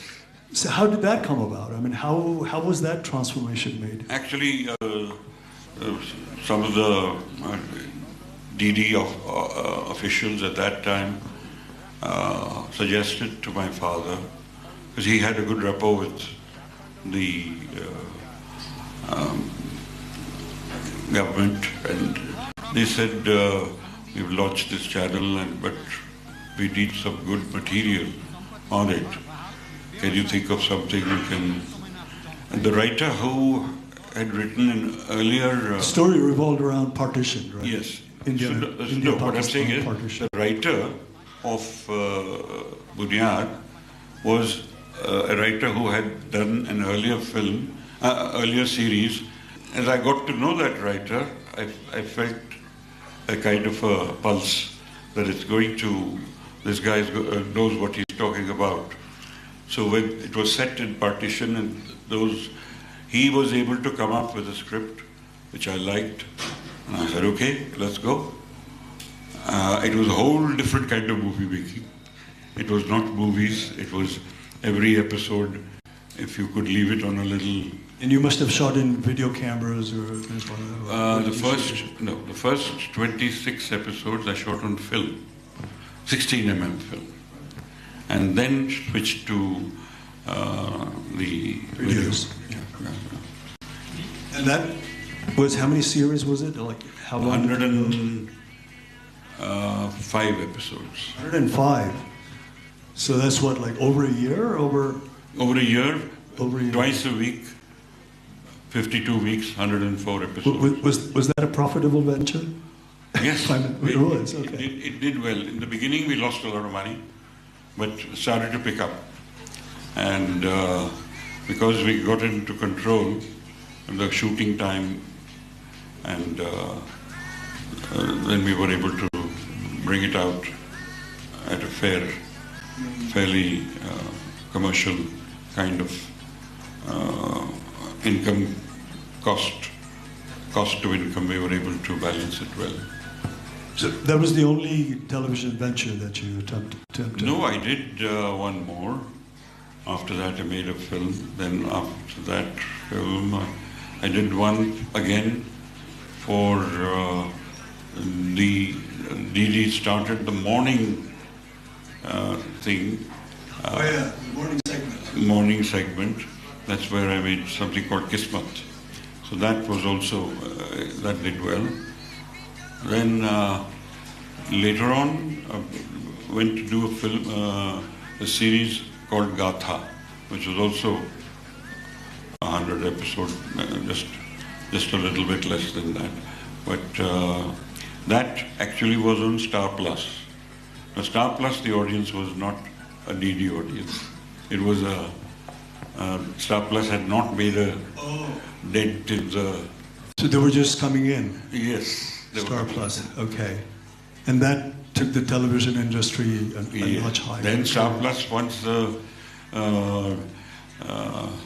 you had your Saas Bahu thing came in, and then you had it went ZTV crazy. And whatnot, and much later after that. Before we part, Rameshji, I mean, we talked a lot about Sholay, but I would also like to talk about your other very, very popular film like Shahan, Shakti, Trishul. These are all yours, right? Not Trishul. Not Trishul. Shahan, Shakti, Sagar. Sagar, yeah, right, exactly, Sagar. Tell us about that. Sagar is what? Rishi Kapoor and Kamal Hassan ji? Kamal Hassan, Rishi Kapoor, and Dimple. Dimple, yeah.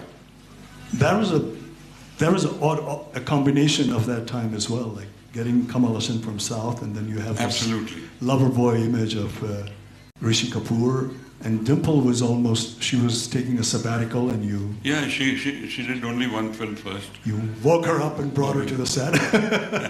How did that come about? Again, we decided, because I like to do each film different from my previous film. So Shakti was a drama, father and son. So yeah, you brought in Dilip Kumarji with Amitabh Bachchan, which was also another huge step. And then I felt maybe a love story. Let's think of something which is different. Discussed it with Javed Sahab. Unfortunately, they had split at that time, Salim Javed. So Javed, then let's do a triangle, but it was just a thought. It was not a script. It took about a year for that to happen. And then we, a lot of it was made on the set, in the sense, improvisations and how it would be. Because Kamal Hassan, I found, was an actor so full of himself that, and he was so right in the way he did things, in the sense, sir, can I do it like this? Only if you feel that it's okay, then I can, and he would do it in a certain way. It was written in a certain way, and he did it a little differently. As opposed to Rishi Kapoorji, who's very spontaneous and... Yeah, he's simple. And because his role was like that. But him, he's part of the village, he's jumping around, he's got... So all that energy was his. He brought that extra energy to the character. So that's how actors also do when they make it their own and bring something extra out of it. You got to, and you got to be prepared to accept that. As a director, you must. Otherwise, if I had said no, it would have been normal. But it may not have been the performance it was. Before I let you go, how's life now? What are you doing now? And what do you I am thinking of a project, which hopefully if it all works out in the next month or two, then by the end of the year I might shoot. It's not a big budget or a huge thing, but it's set in a place called Mathura in UP. It's set over there with characters from there. I think if all works out, then I should be on that. I wish you all the best. May you have a very long and healthy life and creative life. And thank you so much. And don't let your passion go. That was two cinema legends in one frame, and this is Creative Forum. We'll be back with more shows and episodes. This is me, Suveksha Rajak. Let's leave for another creativity.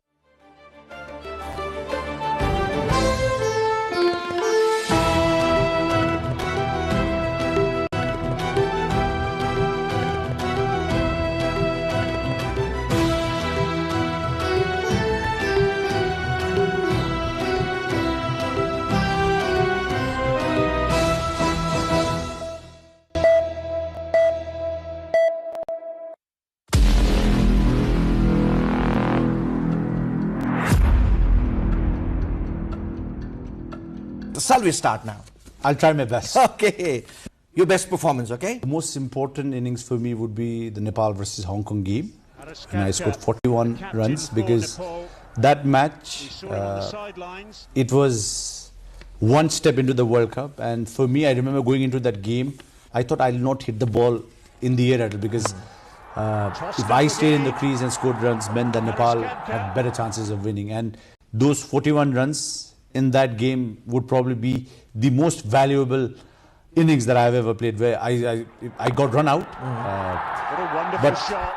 That every run, if I think of it now, would probably be the time when I took the most pressure during my whole 20 years of career. But those would be the most important runs of my career. Best Nepali batsman of all time?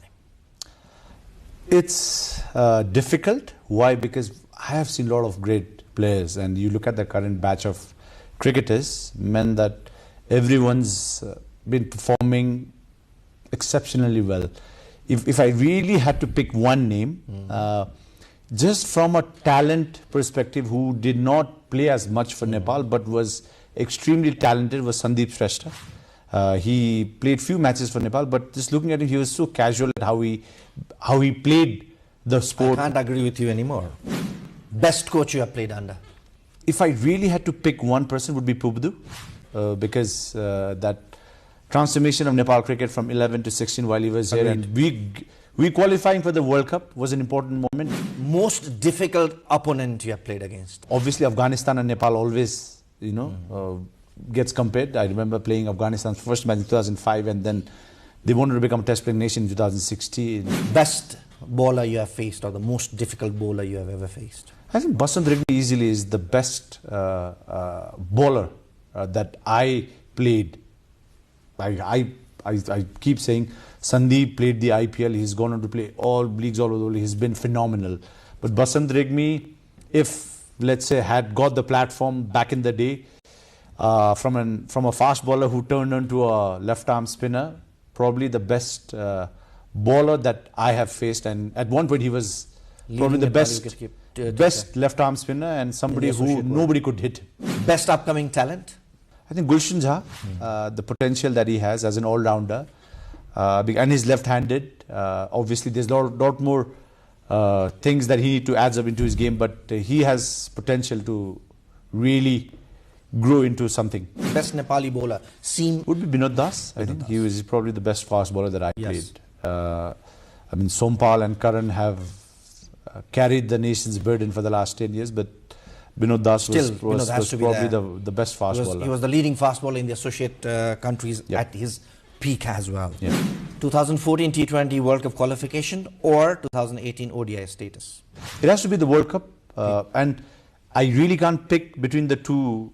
Why? Because the ODI status is important for the overall setup of how a cricket nation functions at the associate world, but qualifying for the World Cup and playing the World Cup meant that cricket became important to this nation. So I would definitely pick the World Cup. Best ever performance under your captaincy, Nepal's? 3 matches we played at the World Cup. 14 World Cup. Because at the global stage, we never played under floodlights. We went into Dubai a week ago. And also when you are young, I think we were a young team. We had no fears. We were a strong unit, backed by good coaching. Whatever that we had, we were happy about it. And that moment where we were presented in front of the world, we did not crumble. Playing against Hong Kong, playing against Afghanistan, and like competing against Bangladesh, meant that that is when we made our first significant impact. So those 3 matches would probably be the best performance. But if you go through the Division 5, 4, 3-2 cycle, more. I mean, every tournament has its own story, and it has been an incredible journey. Best batsman in world cricket you admire? Has to be Brian Charles Lara. Got to see him in Nepal as well, so he was a genius. He was a genius. Best all-rounder in world cricket? Jack Callis, easily. All right. When you look at his batting stats, his bowling stats, there's no comparison to what he has achieved. Exactly. Best bowler in world cricket all time? Shane Warne. I'll probably say he's the greatest cricketer that played the sport. True. You are a big Aussie fan as well? I follow the Australian cricket team. Best captain in world cricket all time? If I really have to go back old school, it would have to be Stephen Fleming.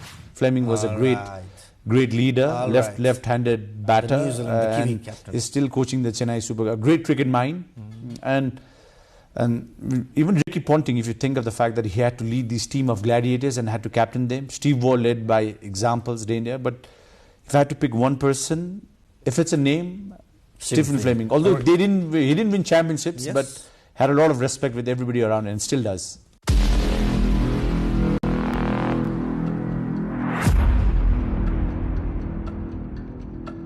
Paras, let's sit down now. Let's create Nepal's all-time 11, all formats. It's going to be difficult. It's going to be difficult. Let's try. Sandeep's just his opening. Then you'd probably pick maybe Kushal Gurtel. Slowly opening. Fantastic. 2. Then number 3 would be Gyanendra Malla. Superb. Number 4. Let's try. Number 4 would be Dipender Singh Aidi. Dipender Singh Aidi, of course. At number 4. Okay. Sarat Dusagar at 5. Raju Kharke at 6. Then Sakti Gausan at 7. Basant Ragmi at 8. Sandeep Lamichhane at 9. Binod Das. Okay. And it'll be difficult between Sompal and Karan. All right. Because both of them, so depending on the format, because both have been great match winners, which means that if it's ODI, I would pick Sompal. Being diplomatic here. All right, if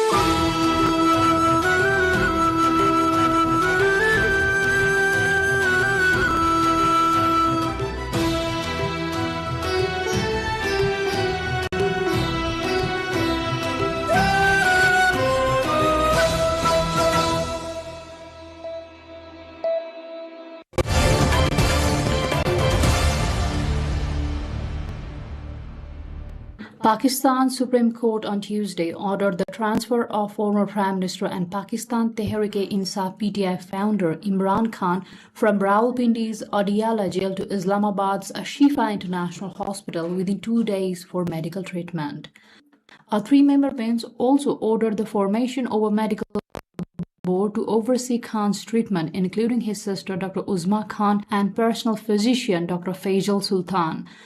The court further directed that Khan's family be allowed to visit him in hospital and that he be permitted to speak with his sons living abroad. 73-year-old Khan is expected to remain hospitalized at least until the next hearing on September the 16th. He has been in prison since 2023 after being convicted in several corruption-related cases, which he and his party have described as politically motivated. The order followed a report from Adiala jail authorities detailing a cardiac board's August 10 assessment, which recorded fluctuating blood pressure and anxiety linked to restricted family contact. During Tuesday's hearing, the court also raised concerns over Khan's health, saying his pulse and heart condition were abnormal and that his vital organs had begun to be affected. The Supreme Court's decision comes after courts twice rejected similar requests for Khan's transfer since February.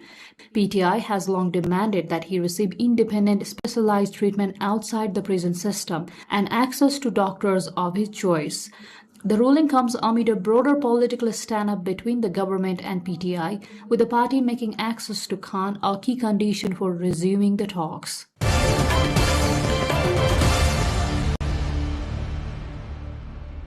Iranian Foreign Ministry spokesperson Ismail Baghai said that Iran and Oman have agreed on the map of the new route for maritime traffic in the Strait of Hormuz.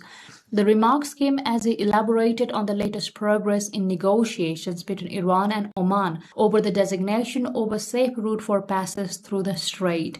Baghai said that two countries are expected soon to finalize the agreement as a package comprising the map and a joint statement.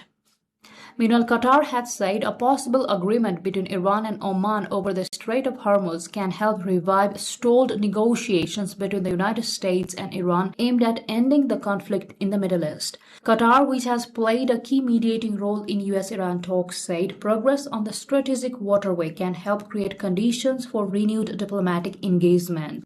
The trajectory of events we would like to see in Qatar is an agreement on the opening of the Strait of Hormuz, which would coincide with the resumption of the ceasefire and the resumption of the talks. Are these parallel lines, converging or diverging? It's not very systematic on our end, but what I would say is that the agreement over the Strait of Hormuz would make it much easier for us to resume the talks between the United States and Iran. On the other side, Iran's top negotiator Mohammad Bagher Ghalibaf had said the strategic Strait of Hormuz will not be opened until the United States meets Tehran's demands, including lifting a naval blockade. و روشن بگویم تا زمانی که تعهدات آمریکا در تفاهمنامه از جمله رفع محاصره، آزادی اموال بلوکه شده، رفع تحریم نفت، پایان تهدید و عملیات نظامی در همه جبهه‌ها و دیگر شروطی که در تفاهمنامه آمریکا با آن متحد شده از اجرایی نشود تنگه باز نخواهد شد. The Strait of Hormuz is a critical global energy route with roughly 20% of the world's petroleum liquids consumption passing through the waterway.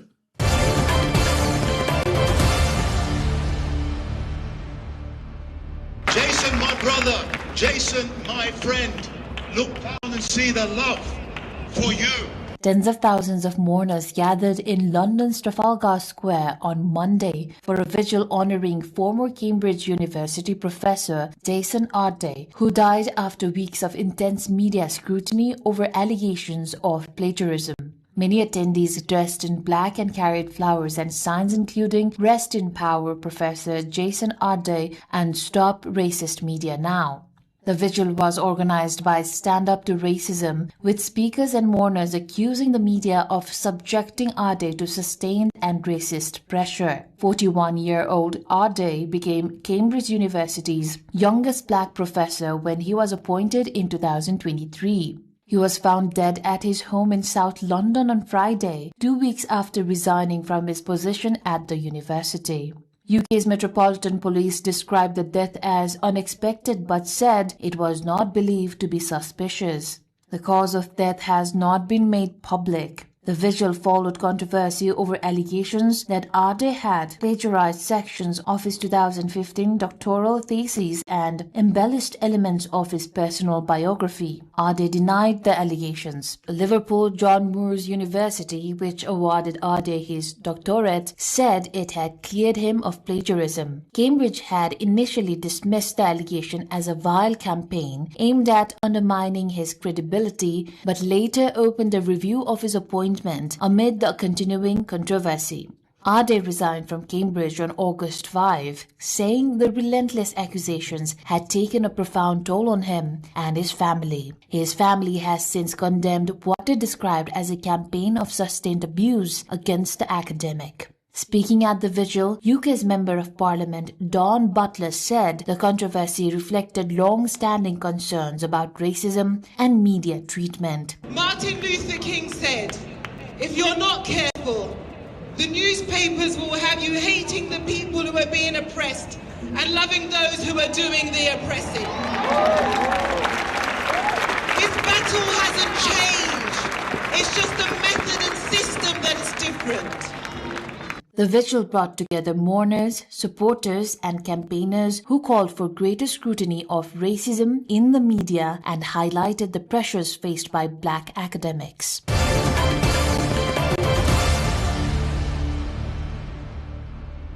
A vast site covered in white marble waste in Ajmer of Indian state of Rajasthan is attracting tourists, filmmakers and social media users, turning an industrial disposal area into an unexpected visitor destination. The site spans about 34 hectares and receives more than 5,500 tons of marble slurry each day from more than 1,200 marble processing units. The scale of the waste has made the location one of Asia's largest marble slurry disposal sites. The fine white waste has created a landscape that visitors say resembles snow-covered alpine terrain. Images and videos shared widely on social media have helped increase public interest in the site, drawing visitors seeking photographs and video content. Filmmakers have also been attracted to the location because of its distinctive white landscape, while social media users have helped promote the site as an unusual tourism destination. The growing popularity of the site has highlighted the scale of waste generated by India's marble processing industry, while also turning an industrial disposal area into a prominent attraction for visitors and content creators.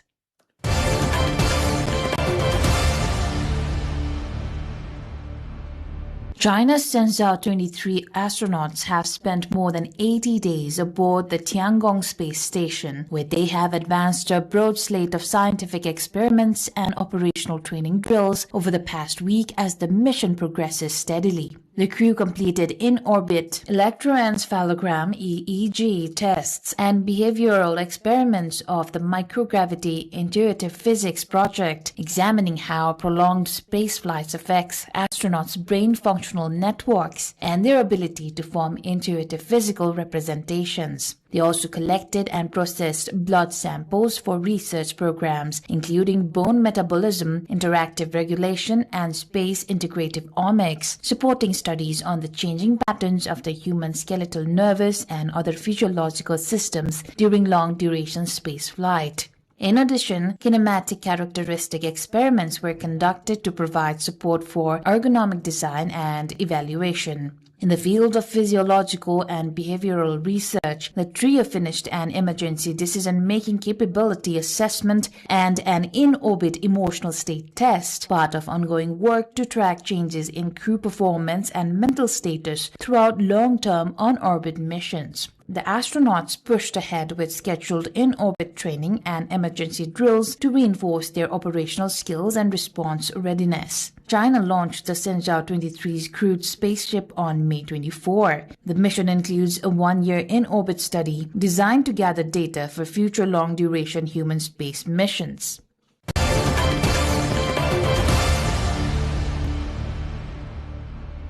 Workers in Hong Kong are constructing a temporary bamboo theatre for traditional Cantonese opera performances as veteran builders warn that the craft is facing a sharp decline and could struggle to survive without a new generation of skilled workers. The temporary theatres are traditionally built for festivals and religious celebrations, providing spaces where Cantonese opera performances are staged for both worshippers and deities. The structures combine heavy timber posts with bamboo poles and are assembled by hand. Lai Chi-ming, a 53-year-old veteran builder, said the number of workers involved in constructing bamboo theatres has fallen significantly over the past several decades. According to Lai, the industry had around 130 builders across Hong Kong in the 1980s, compared with only about 30 to 40 today. The work requires physical strength and specialist knowledge, with builders having to assemble large temporary structures safely within limited time frames.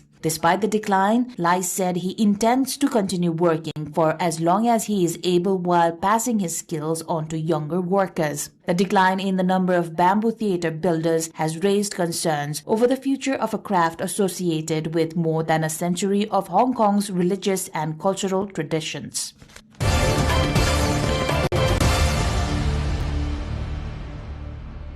The Dragon Harald Hafagre, described as the world's largest modern Viking ship, has returned to Oslo after appearing in Christopher Nolan's blockbuster film The Odyssey, bringing renewed attention to Nordic maritime heritage and traditional shipbuilding. The full-scale wooden ship was used during production of the film, which is based on Homer's ancient Greek epic. Following the movie's global release, the ship's crew hopes its role in the film will generate new interest in the real seafaring traditions and craftsmanship associated with historical Viking ships. The vessel's appearance also provided its crew with memorable experiences during filming, including an unexpected incident involving one of the actors. Tramell Hudson, a crew member, recalled that an actor seated in front of him became seasick and vomited over the ship's rail, with some of it blowing back onto Hudson.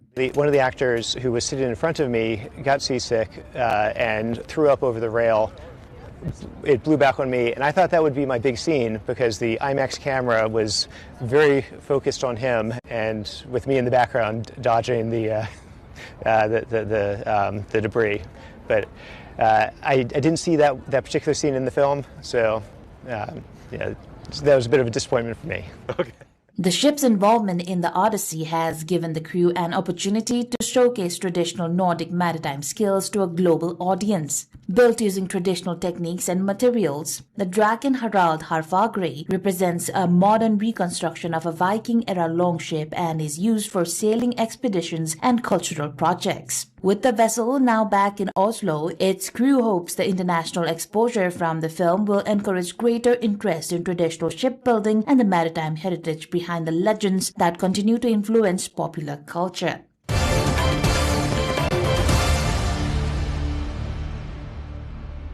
Tourists and people who returned to their hometowns for the Bon holidays have enjoyed traditional bullfighting in Okinoshima town on an island in Shimane Prefecture, western Japan. A total of 12 locally raised bulls weighing between 500 and 900 kilograms each locked horns in the tournament. About 500 people attended the first bullfighting event of the year, which was held at night to avoid the intense summer heat. 3 tournaments are held in the town each year. In the bouts, 2 bulls faced off, locking horns and pushing against each other, while handlers called out and pulled ropes attached to the bulls' noses to lower their heads. In the final bout, the 2 bulls fought an evenly matched battle until one turned away and tried to run off, losing the match. Spectators cheered loudly from the stands when the champion was decided. A tourist from Osaka said he was pleased to see the powerful bullfighting. The event is said to have begun about 800 years ago to console retired Emperor Go-Toba, who was exiled to one of the Oki Islands.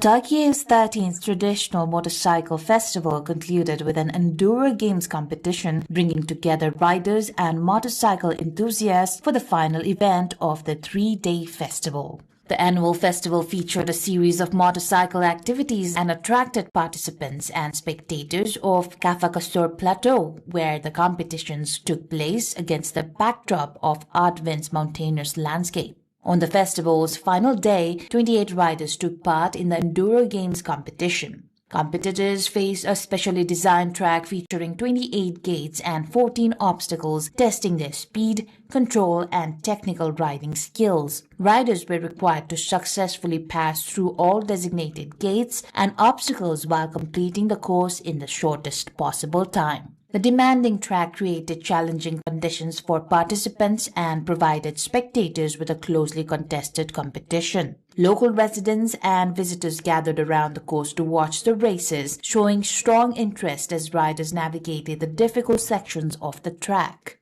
The event added an action-packed conclusion to the festival, which aims to bring together motorcycle enthusiasts and promote outdoor sporting activities in the region.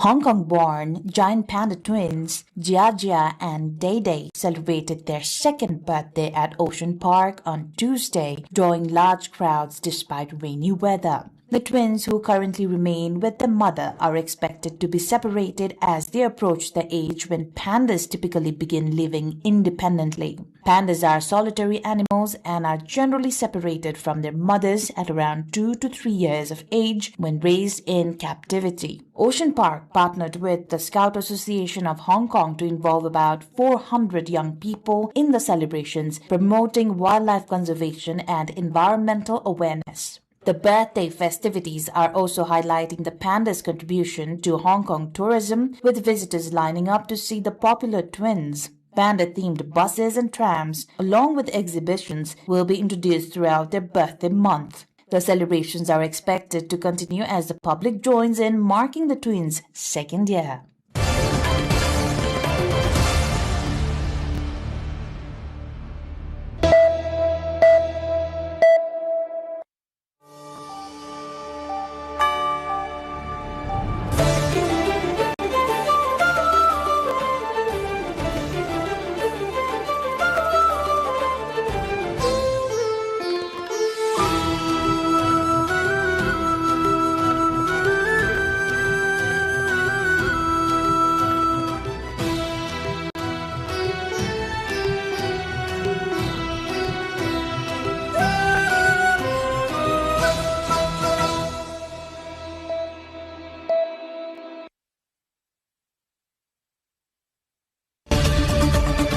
Hello and welcome to The Perspective on NTV World. I am Sabika Shrestha, your host for the program.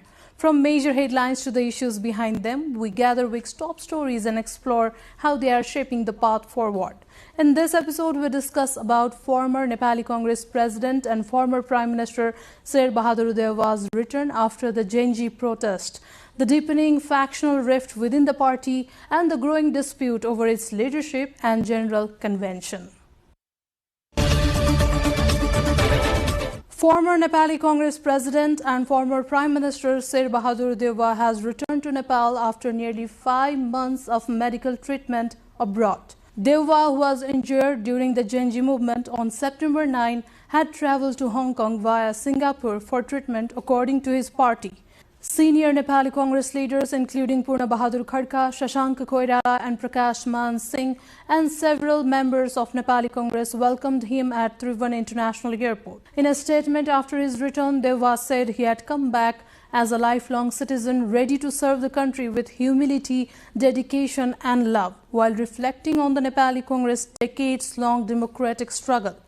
Drawing a parallel with B.P. Koirala's return from exile in 1976, Dewa called for broad national unity among political forces to strengthen Nepal's national cohesion. The arrival of ousted President Sher Bahadur Dewa after 5 months has ignited deeper factional friction within Nepali Congress also. Rather than claiming the two sides, the move seemed to have pushed the oldest party closer to an inevitable split.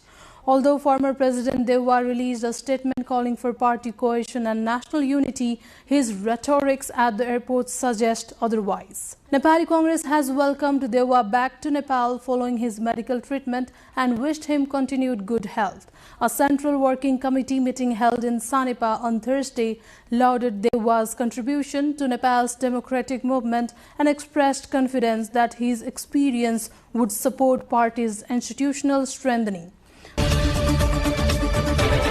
Former President and Prime Minister Sher Bahadur Dewa reaffirmed his full faith in Nepal's judiciary, saying the courts have delivered justice to him and his party since the Panchayat era. Speaking at the conclusion of three-day national gathering of the party's founding faction, Dewa thanked party leaders and cadres for their support and goodwill, saying he would not forget their backing.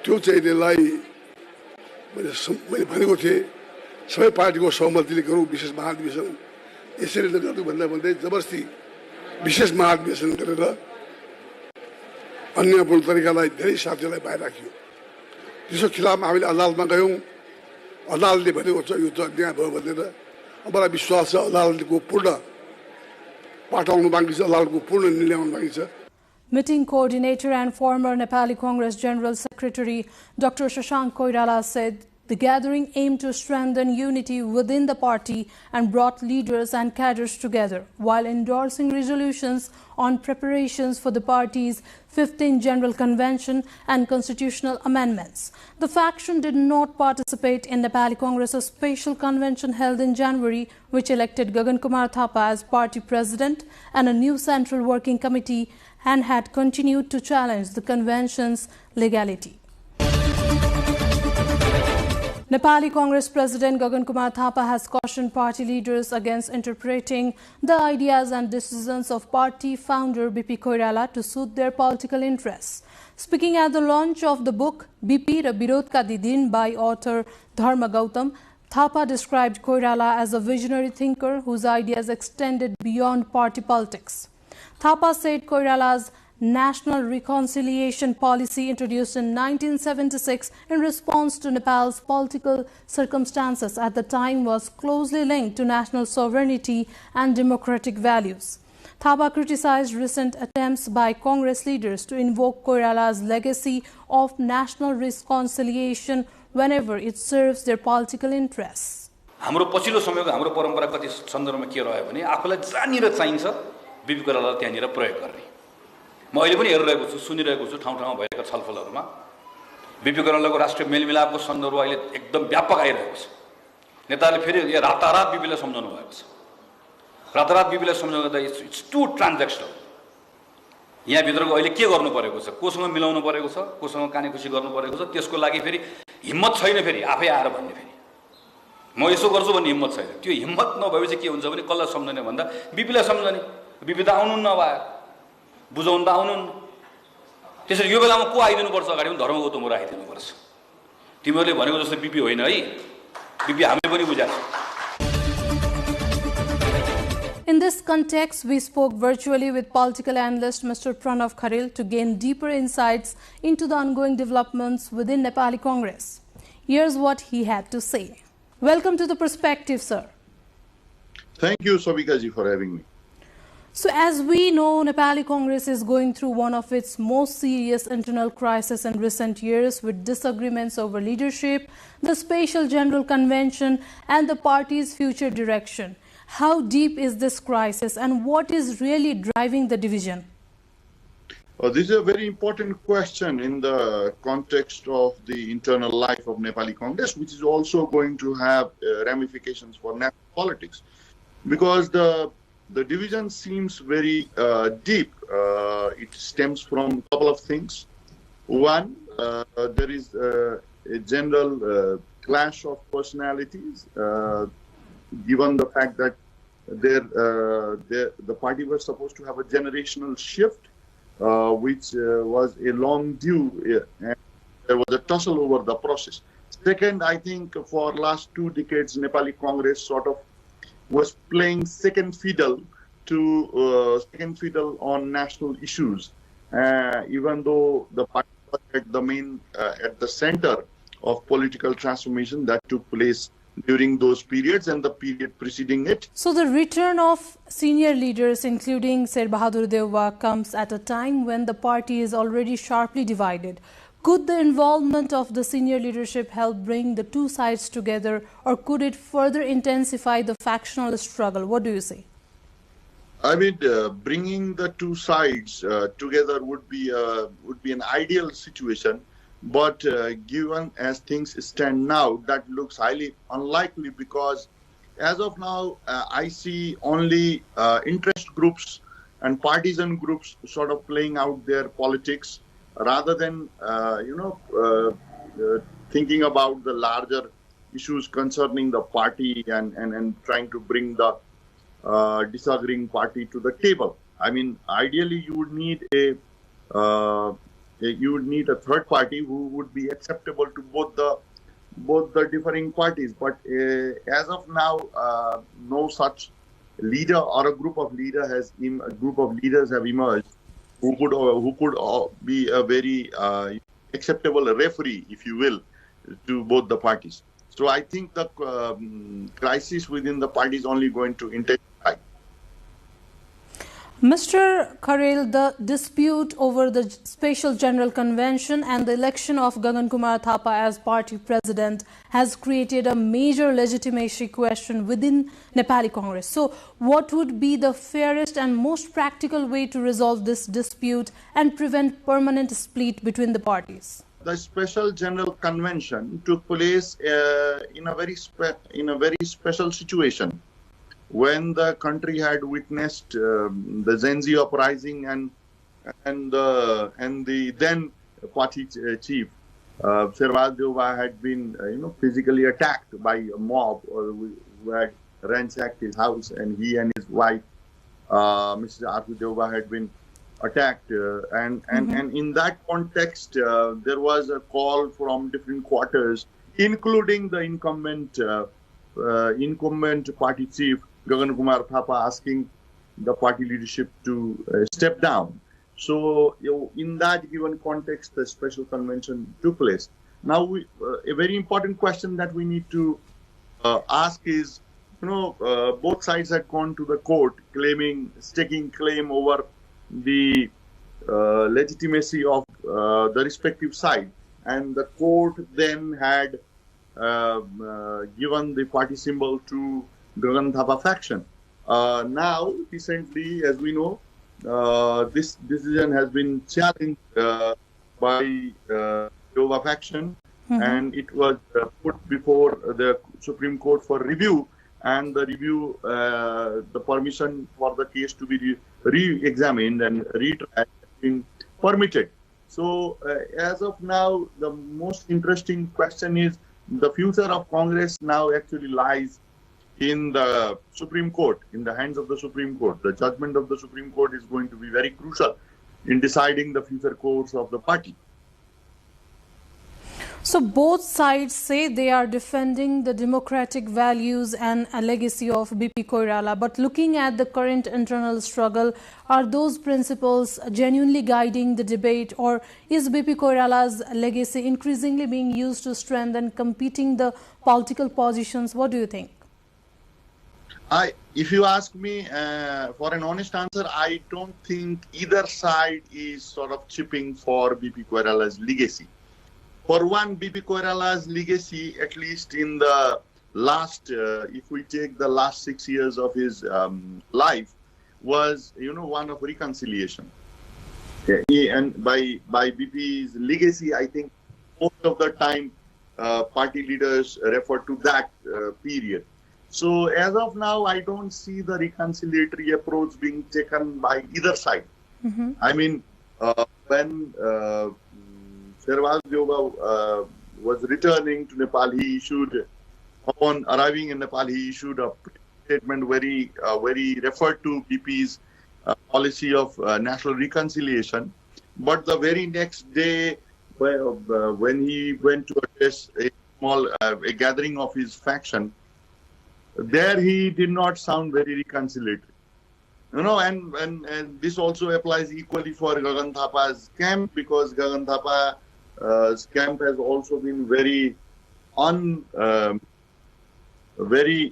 unbecoming of Nepali Congress, and they are not going for the reconciliatory mode. They also have played the politics of prohibition to a great extent. So both sides, I think, have played their cards, and BP is just being used as a trope. So at a time when the country expects Nepali Congress to question the government and provide a strong democratic alternative, how much is this internal conflict weakening the party's ability to act as an effective opposition party? This is another very interesting question, because if you are a parliamentary party, that means your numbers matter, and numbers are sharply stacked against Nepali Congress. They do not have very good number. However, this does not prevent any party from raising meaningful voice in the parliament. In the very beginning, we saw the leader of the opposition, Mr. Andambe,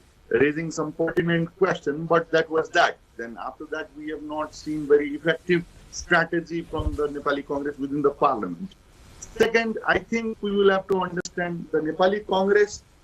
Within Nepali Congress, I mean, there is two lines of thought. One, which believes some of the questions raised by Gen Z and RSP is relevant, and they should be addressed. So I think the Gagan Thapa faction, if you will, if you allow me that term, Gagan Thapa faction is more close to that kind of thinking. But the other side believes that that is not how we should go, and we should rally with our old colleagues in other parties. So I think there is a basic difference in the way they look at the issues.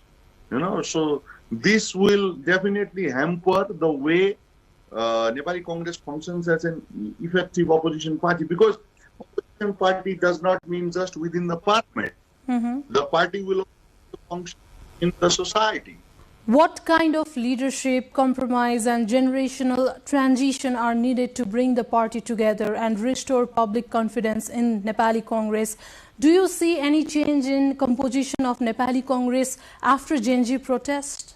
Definitely some changes have occurred, but in terms of generation, of course, currently Gagan Thapa is claiming the leadership.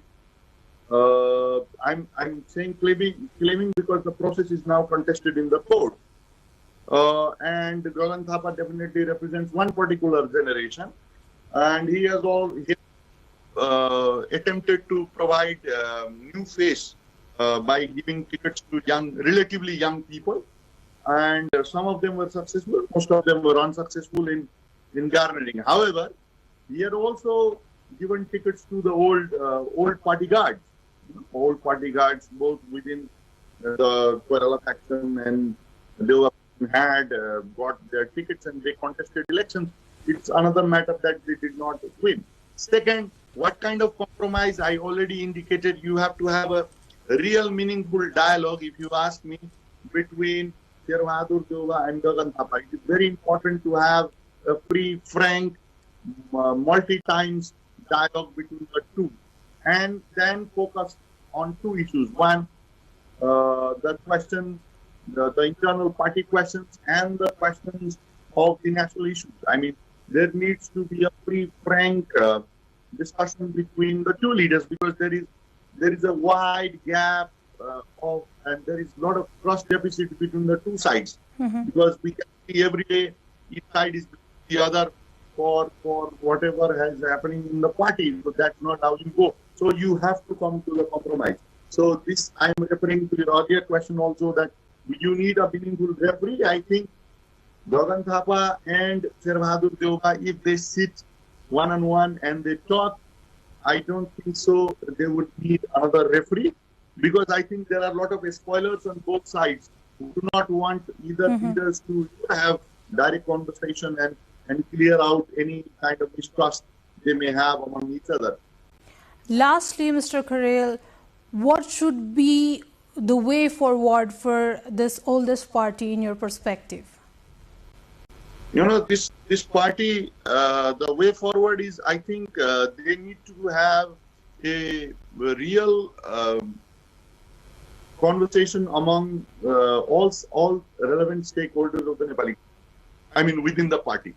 Primarily, just to reiterate, primarily the dialogue has to happen between Sherbahadur Deuba and Gagan Thapa, and some of the close associates of these two leaders have to be brought together, because I believe there is a lot of distrust among the two sides. The immediate aides of both leaders are also mistrusting each other.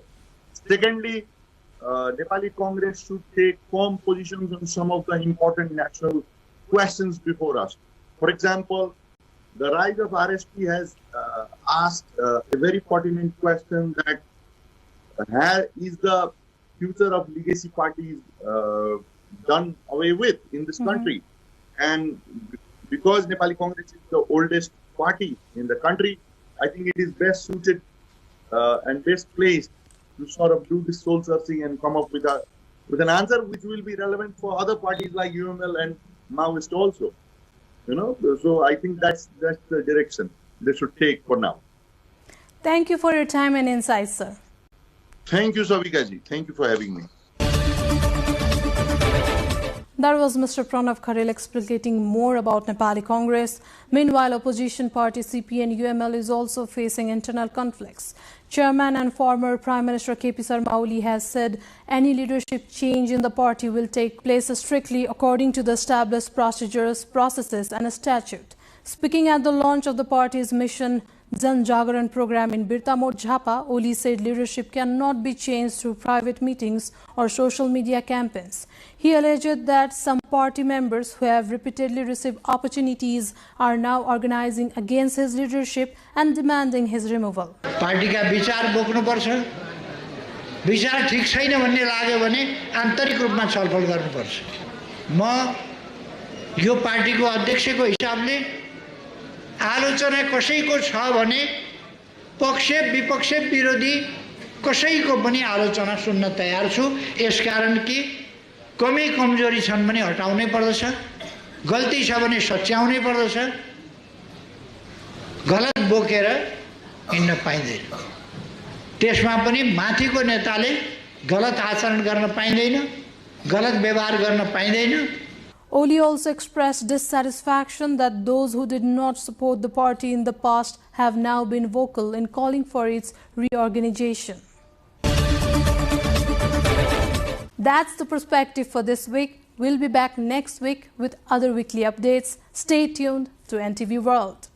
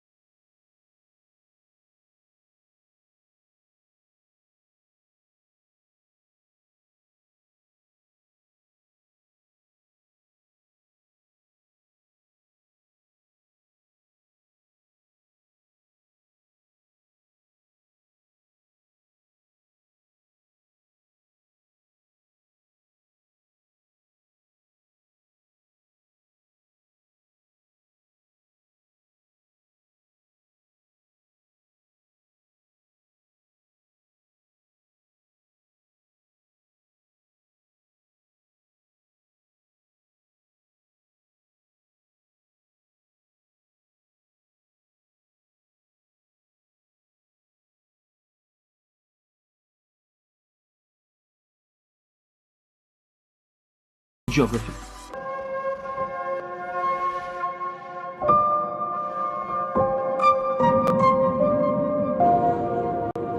A historic province of Nepal, special for religious, cultural and trade activities, geographically total flat land, and the province with the pious land of Janakpur Dham.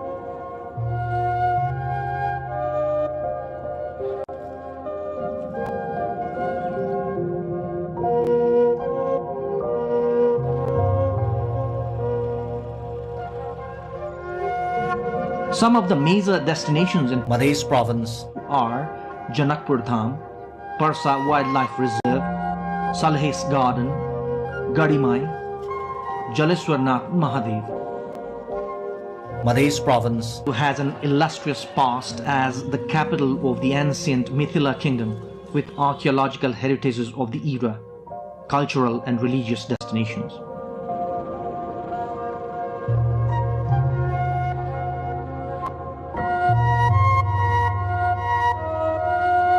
The province has special importance in the overall trade and transit of Nepal with the entire province in the Tarai Plains.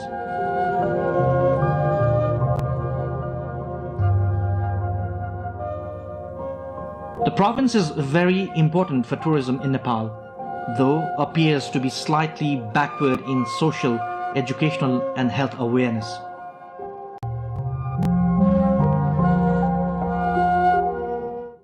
The province has 4 domestic airports. The under construction Kathmandu-Nizhgard fast track and the international airport at Nizhgard will definitely open doors for its prosperity through tourism.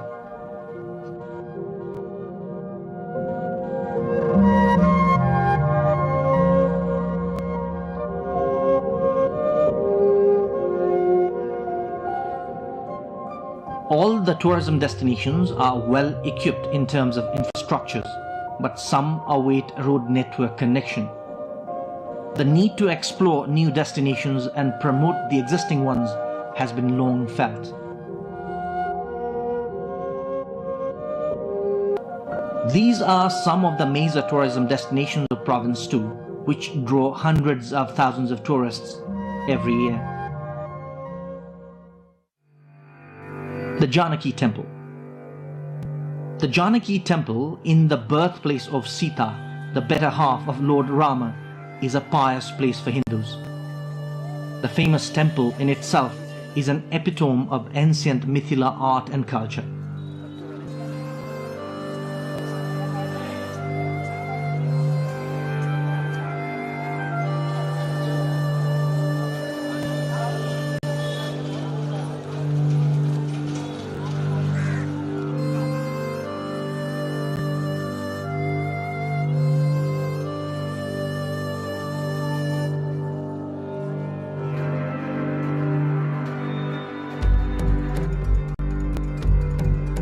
The temple, built in Mughal architecture, is believed to have been built by the then Princess of Tikamani of Madhya Pradesh in India by spending over 900,000 silver coins, a whopping sum at that time.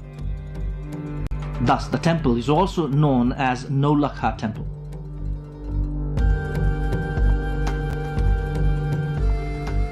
The construction of the temple took almost 17 years, from 1894 to 1911. The Janaki Temple is the pride of the Mithila and a cultural heritage. All rituals from birth to death are conducted as per Mithila culture in this place. Major religious fairs take place annually in Janakpur Dham, including on Ram Navami, the birthday of Lord Rama, full moon day of Nepali month of Asuz, Kozagrat Purnima, Vivaha Panchami, and famous Jhula in Fagun.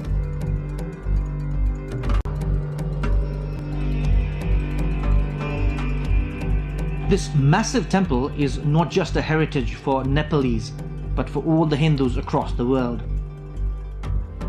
Janaki Temple stands out as the place drawing most number of tourists in Madhya province every year.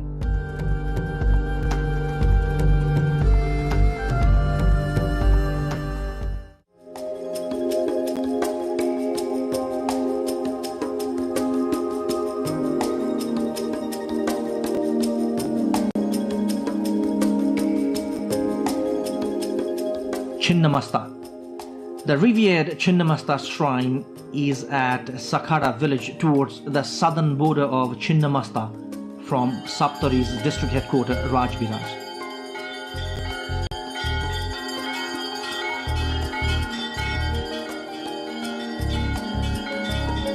Chinnamasta is one of the revered shrines known for fulfilling worshippers' wishes. The shrine is about 10 kilometers drive from Rajbiraj.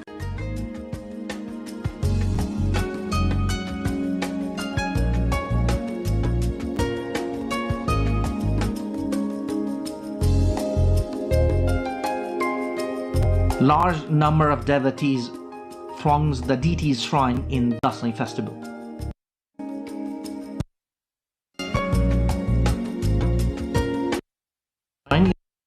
Of the religious tourists here are either domestic or from India. The history of Chinnamasta deity's shrine, with immense religious tourism potential, is connected to the history of Simrongarh.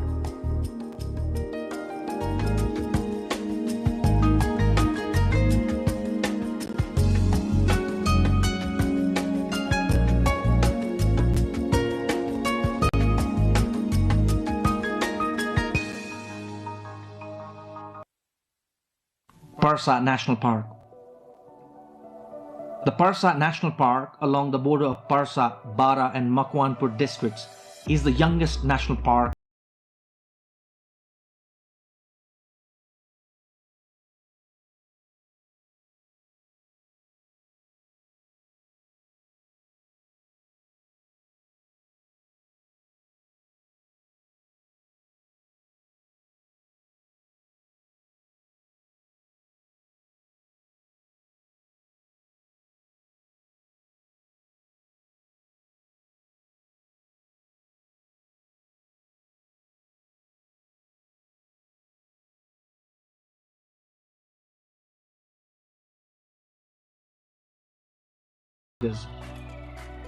Likewise, birds including very rare spiny babbler, cranes and reptiles like pythons are found here. The number of domestic as well as foreign tourists visiting the national park has increased after development of tourism infrastructures in the area.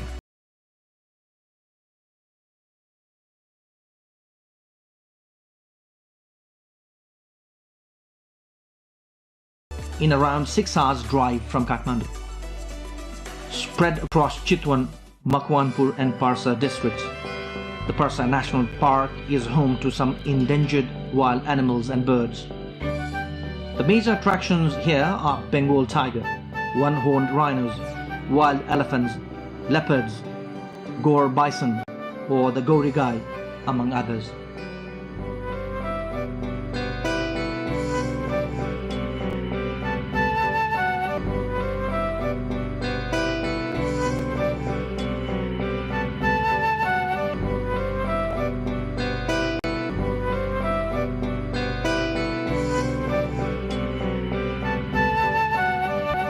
Dhanusadham. The Dhanush temple at Dhanusadham municipality of Dhanusa district is an important tourism destination of Madhya province.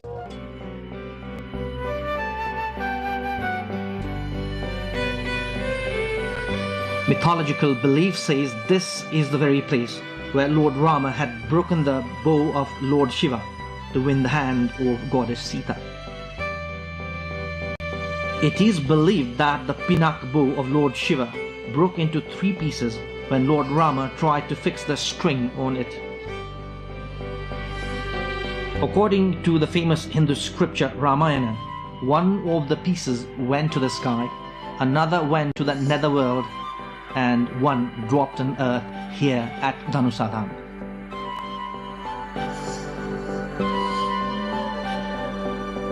The Dhanush temple is just 15 kilometers drive from the Janakpur Dham. The name of the place has been derived as Dhanusadham from the legend of Ramayana and also the district known as Dhanusa.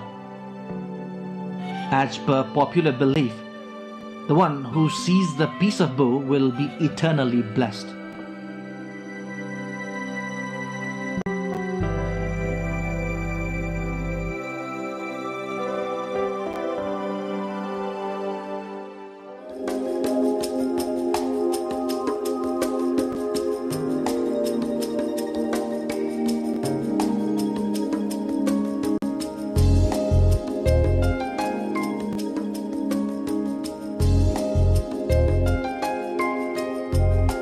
Birgunj is Nepal's major business center.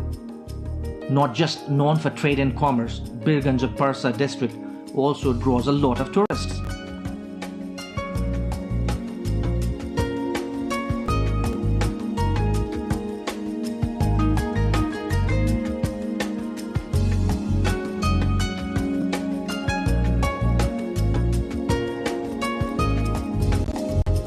Gararwa Pond, Sankaracharya Gate, Ghantaghar are some of the other engagements for tourists in Birgunj. Gariharwa Pond, the site of offering prayers to the sun god, is a sight to behold during Chhath festival. There is a temple of sun god in the middle of the pond. Gadimai.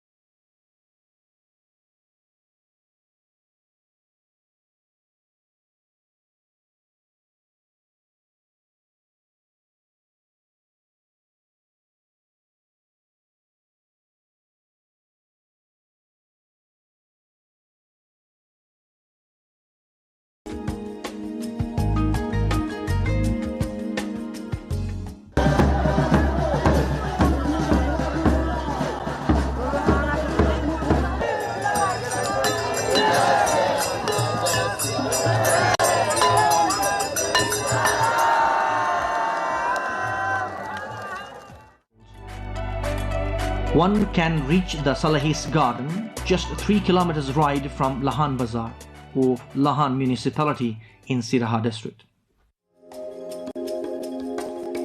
Every tourism destination in Madhya province has its own speciality. Almost all these destinations are awaiting promotion, at the same time developing necessary infrastructure to promote tourism here has its own challenges.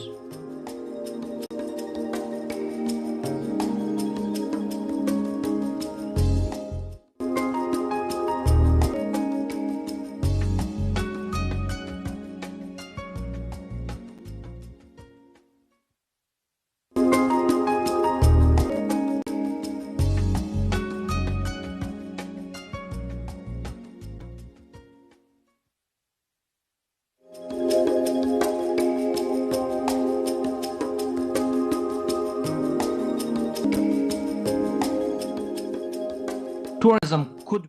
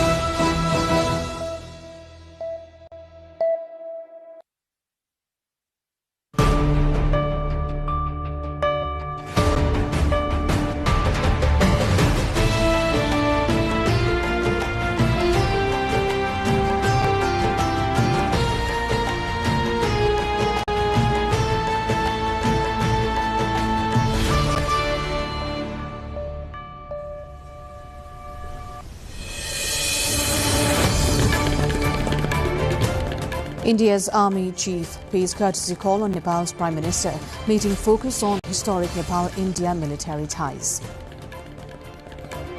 Nepal opposition ends parliament protest. Lawmakers raise public concerns as Foreign Minister details overseas diplomatic staffing.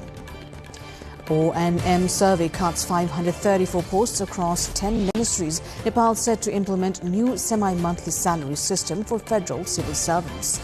Pakistan's top court orders ex-Prime Minister Imran Khan hospital transfer. Move follows concerns over his health.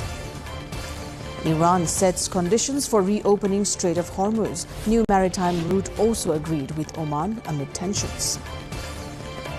And FIFA suspension disrupts Nepal football operations. Around 120 young players face training and welfare challenges.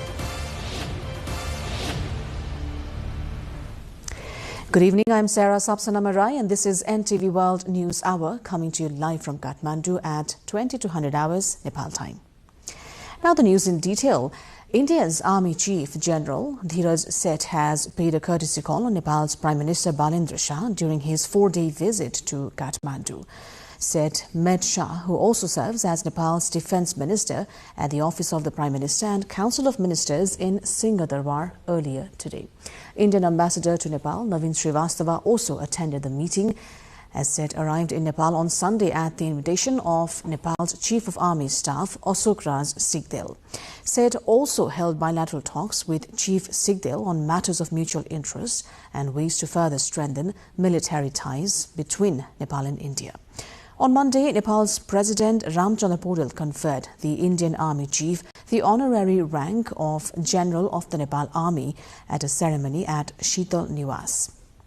Nepal and India have followed a tradition since 1950 of awarding honorary general ranks to each other's army chiefs. Seth is scheduled to return to India on Wednesday. Now, opposition lawmakers ended their protest in Nepal's House of Representatives today after Speaker Dol Prasad Aryal directed the Prime Minister Balendra Shah to respond to their concerns in the House. In today's zero-hour session, lawmakers drew the government's attention to shortages of cooking gas and chemical fertilizer, rising prices, monsoon-related disasters and wildlife threat. The lower house MPs also called for improved healthcare, road access, seeds and fertilizer, while raising concerns over fraud and life-threatening situations faced by Nepali workers abroad. Also speaking in today's House session, Sisir Khanal said local employees at Nepal's diplomatic missions support administrative and consular work with recruitment based on local laws, language and work culture. The Foreign Minister also said the proposed Passport First Amendment Bill 2083 will align passport procedures with international standards and ICAO requirements. The House of Representatives approved the proposal by a majority vote. The Nepal government is preparing to reduce civil service positions following a cut in the number of ministries. An organizational and management survey has recommended the removal of 534 positions across 10 ministries. So far, 15 ministries have submitted their staffing details to the National Personnel Records Office, with the registration process completed for 13 ministries and their subordinate offices. The Energy, Water Resources and Irrigation Ministry faces the largest cut, with 400 positions reduced, while 90 new positions have been created at the Ministry of Science, Technology and Innovation. The move aims to reduce government spending and streamline the administrative structure.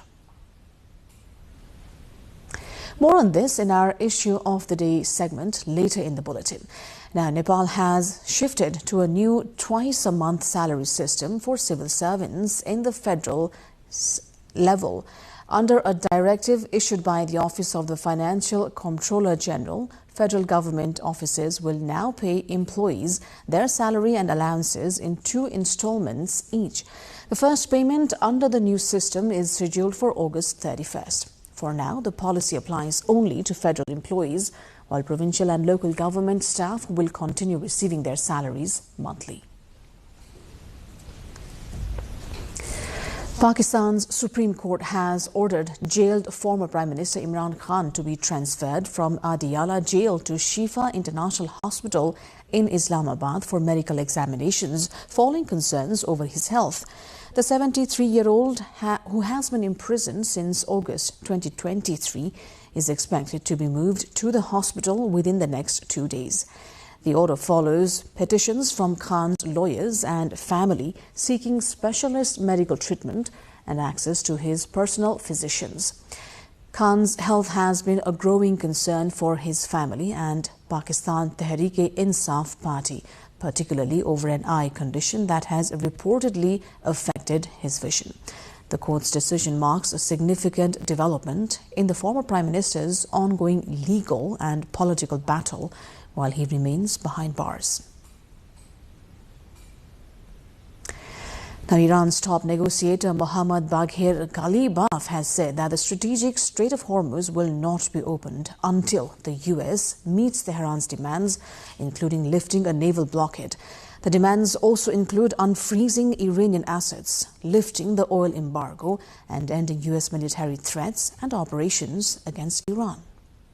و روشن بگویم تا زمانی که تعهدات آمریکا در تفاهمنامه از جمله رفع محاصره، آزادی اموال بلوکه شده، رفع تحریم نفت، پایان تهدید و عملیات نظامی در همه جبهه‌ها و دیگر شروطی که در تفاهمنامه آمریکا با آن متحد شده از اجرایی نشود، تنگه باز نخواهد شد.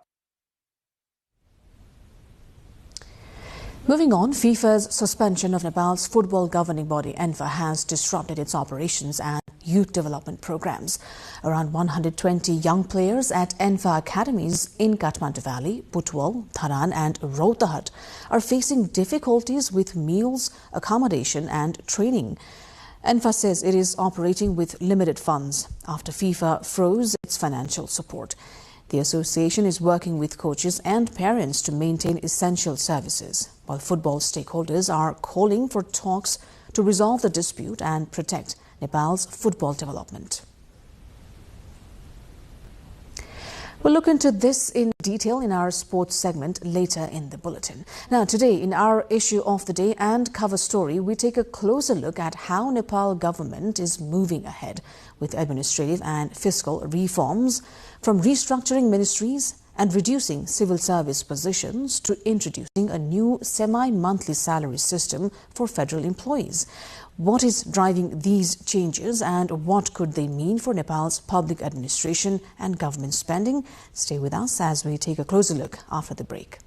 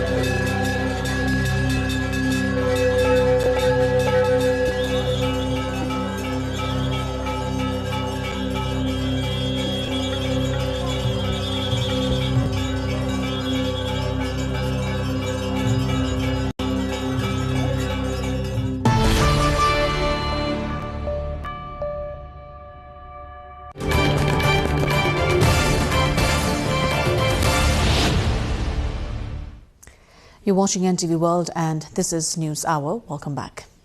Time now for issue of the day. The RSP government in its 100-day plan had announced swift and result-oriented bureaucracy. In line with the aim, the organization and management survey have been conducted at almost all government entities at war footing. The aim is to identify the workforce based on the service delivery and the demand of the organization. The survey has proposed significant changes to staffing across 18 ministries, while 15 ministries have submitted their revised structures so far. Sabika Shrestha with Keshavraj Bista reports.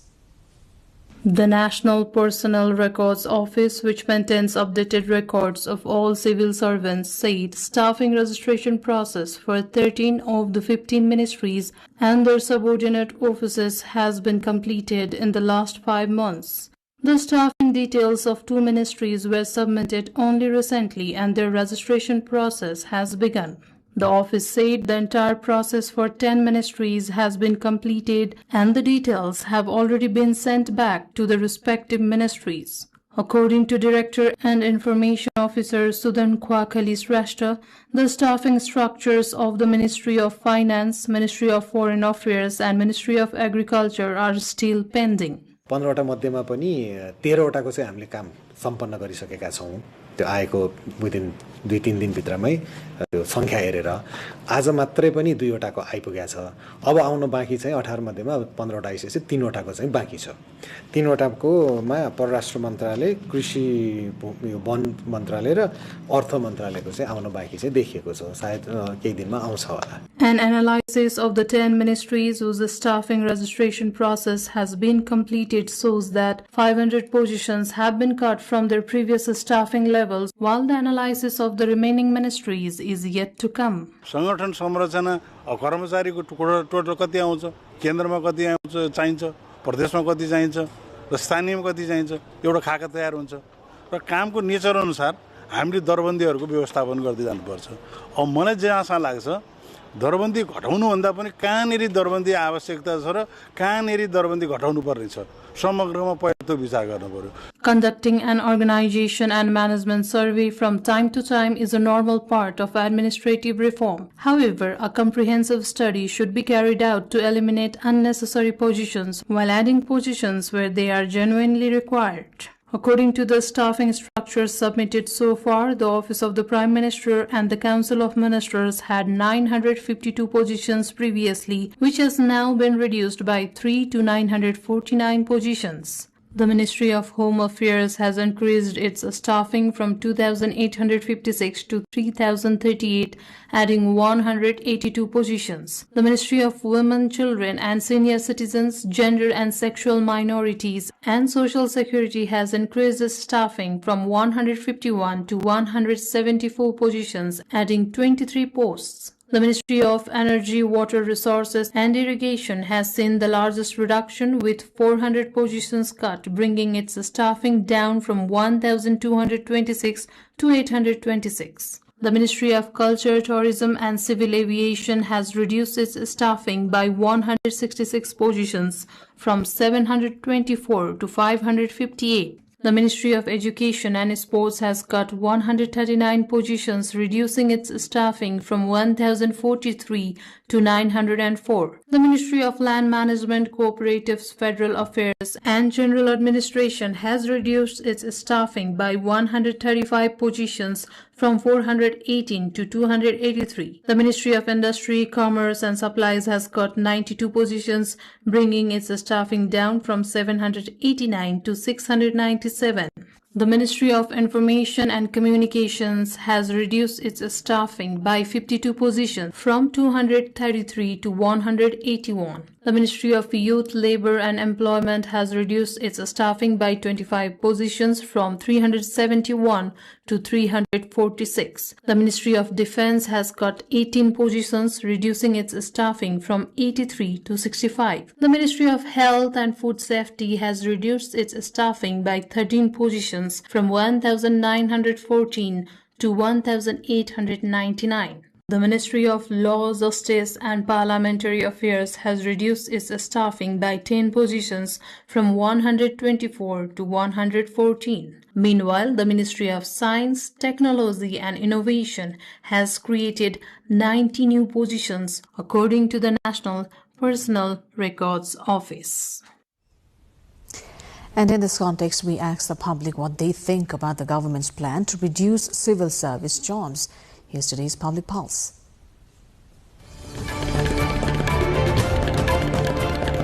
योजनाहरू ठिकै छ, अहिलेको अवस्थामा जुन हुनुपर्ने कुरोहरू हो त्यो एकदम ठिक छ। यसले के हुन्छ भने हैन नेपालमा जस्तो यानी आम पब्लिक आम जनतालाई राहत हुन्छ, काम यानी इजी हुन्छ।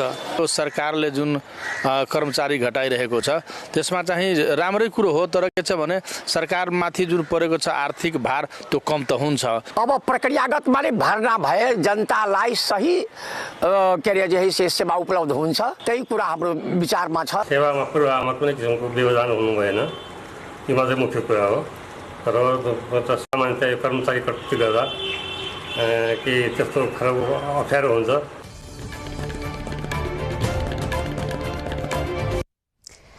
Nepal's push to streamline government is now reaching the provincial level, with several provinces moving to reduce ministries and administrative costs.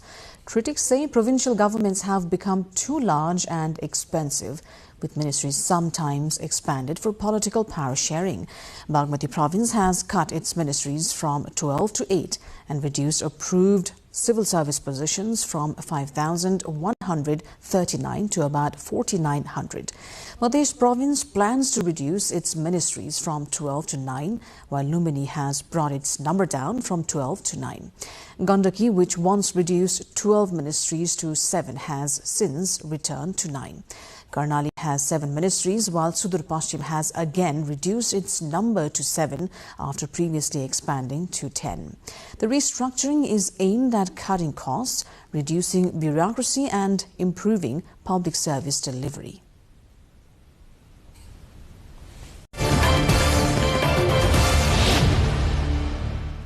And that wraps up our issue of the day. After the break, Nepal is set to become the first South Asian country to pay federal civil servants every 15 days, replacing the existing monthly salary system.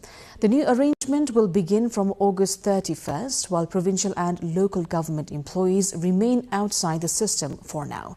We'll look at how the new system works and how it compares with salary practices around the world.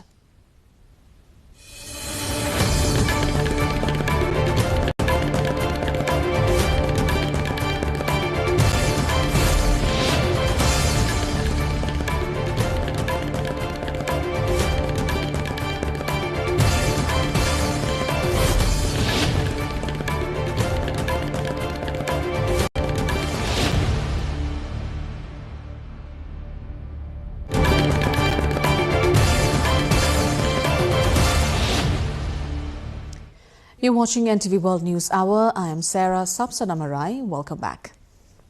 Time now for our cover story of the day. Nepal's federal government has introduced a system to pay civil servants their salaries and allowances every 15 days.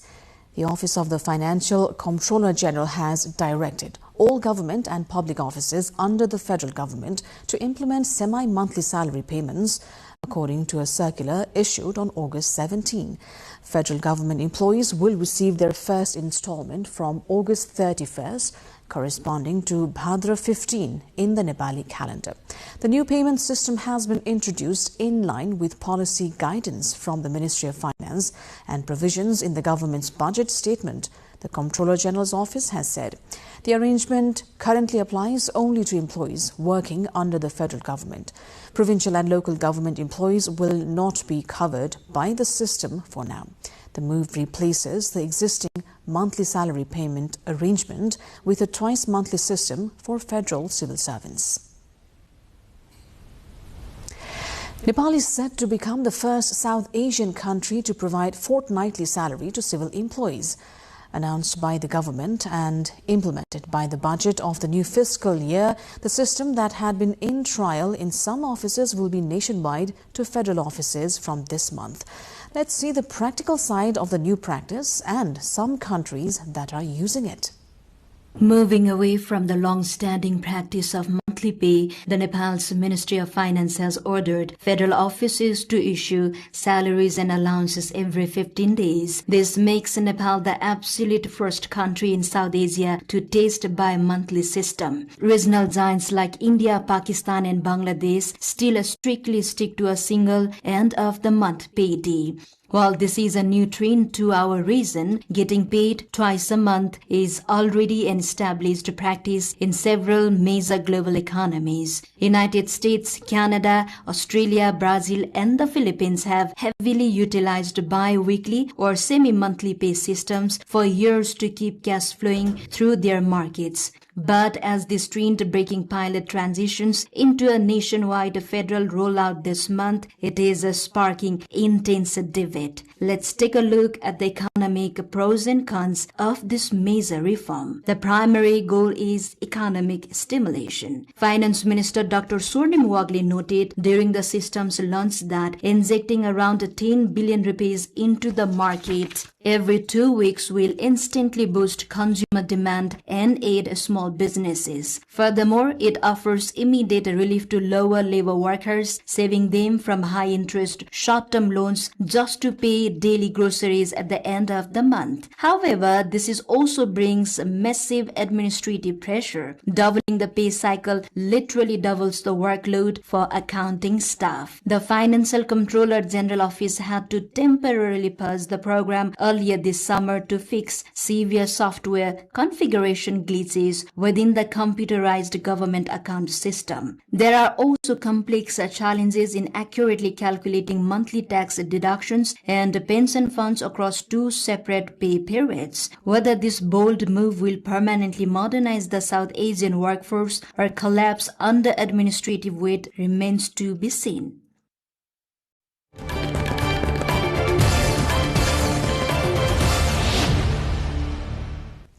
That wraps up our cover story of the day. On to other news. Formal talks have begun between the government of Nepal and the Nation, Nationality, Religion, Culture and Citizen Protection Campaign. The talks began today at the office of the Prime Minister and Council of Ministers in Singhdarbar to address the demands raised by the campaign. Prime Minister's press and research expert Deepa Dahal said the government has formed a negotiation team under the coordination of Joint Secretary Leeladhar Subedi. The team includes Joint Secretary at the Ministry of Home Affairs Ananda Kafle, Joint Secretary of the Ministry of Finance Mahesh Acharya and Joint Secretary of the Ministry of Land Management, Cooperatives, Federal Affairs and General Administration Dilaram Panthi. At the government's request, the campaign led by Durga Prasad has sent a 9-member negotiation team under the coordination of Vishnu Bohra Chetri. Nepal's main opposition, Nepali Congress, has decided to suspend a provision of its party statute to ensure its 15th General Convention is held on schedule.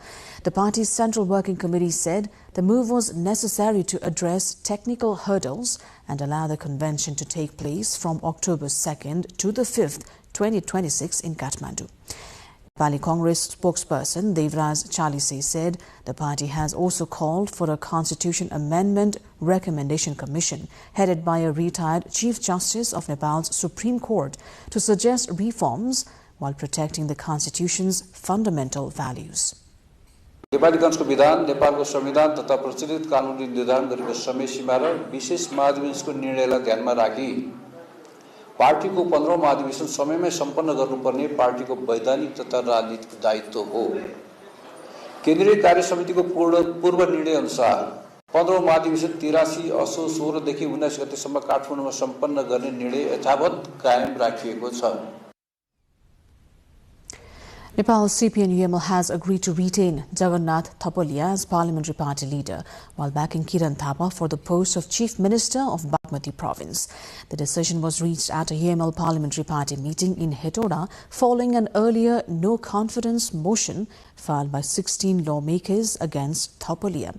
Thapolia said he had a natural claim to the Chief Minister's position but agreed to step aside in view of the current political situation. Thapa said he would follow the party's leadership's decision and its rules. The deadline for filing a claim for Chief Minister is 4 p.m. Thursday. The UML-NCP alliance currently has 51 provincial lawmakers, meaning Thapa needs support from at least 2 more members to secure the post. Now, it's been over a month since the LP gas shortage hit Nepal, despite Nepal Oil Corporation claiming to have heightened import. Is it the 2-month-long half-cylinder distribution that is taking months to replenish, or has the supply chain been disrupted? At the moment, the daily demand is of around 127,000 cylinders. Sabika Shrestha, along with Pawan Barsha Shah, brings more. The government and Nepal Oil Corporation claim that they are importing 25% more LPG than before. However, consumers are still forced to stand hours in line to get a single cylinder of cooking gas. Consumers remain confused about what is happening. To reduce the gas shortage, the government had previously been distributing only half-filled cylinders. However, after it began distributing full cylinders from July, problems emerged. Industrialists and sellers say the problem occurred because the amount of gas supplied to depots was reduced by around 67%, with the government stepping in to distribute the gas directly. Bypassing the gas distribution depots has affected the whole supply chain, according to gas distributors. Gas depots say that since July, industries have been sending only 33% of the gas to them, and that government intervention has caused the problem. मैले एक दिन एउटा gas भर्देर भोलि अर्को ठाउँमा अर्को भर्दिन भने एकजना उपभोक्ताले यदि उहाँको चुलो बल्छ भने हामी किन त्यसमा लाइन बसेर स्टक गर्ने त भन्ने खालको मानसिकताबाट अगाडि बढ्दिनु भयो भने यो समस्या धेरै लामो जाँदैन. The monthly demand for LPG in Nepali market stands at around 42,000 to 45,000 metric tons. In July alone, 57,000 metric tons of LPG was imported. Nepal Oil Corporation, however, claims that the current problem will be resolved within a few days. बजारको माग नै बढी भएको हैन, मागकै कारणले जुन विगतमा जुन हाम्रो हामी कहाँ ब्याकलग बस्यो त्यो कारणले गर्दाखेरि बजारको माग एकाएक बढेको हो. तर जति खपत दैनिक जति खपत हुने हो त्यो अनुपात भन्दा चाहिँ करिब 20% बढी ग्यास आइ नै रहेको छ र यो निरन्तर आउने छ. Under normal circumstances, Nepal has a daily demand for around 1 lakh LPG cylinders. But currently, the daily demand across the country has risen to 1,27,000 cylinders. With effective oversight still lacking, consumers remain the ones paying the price, facing higher costs, inflation, uncertainty, and unnecessary hardship just to fulfill their basic needs. The last rites of Nepal's renowned poet and literary figure Durgalal Shrestha was done today following transitional Newari rituals. Late Shrestha is known for his notable contributions to Nepal Bhasa and Nepali poetry, songs and essays. Shrestha passed away at his residence in Budanilkantha on Sunday evening. His final rites were performed at Shobha Bhagwati after a funeral procession. His mortal remains were kept at the Nepal Bhasa Manka Khala building in Bijeshwari, Kathmandu, where artists and political figures gathered, paid their final respects, describing his death as a major loss to Nepal's literary community. Shrestha is survived by his wife, 2 sons and a daughter.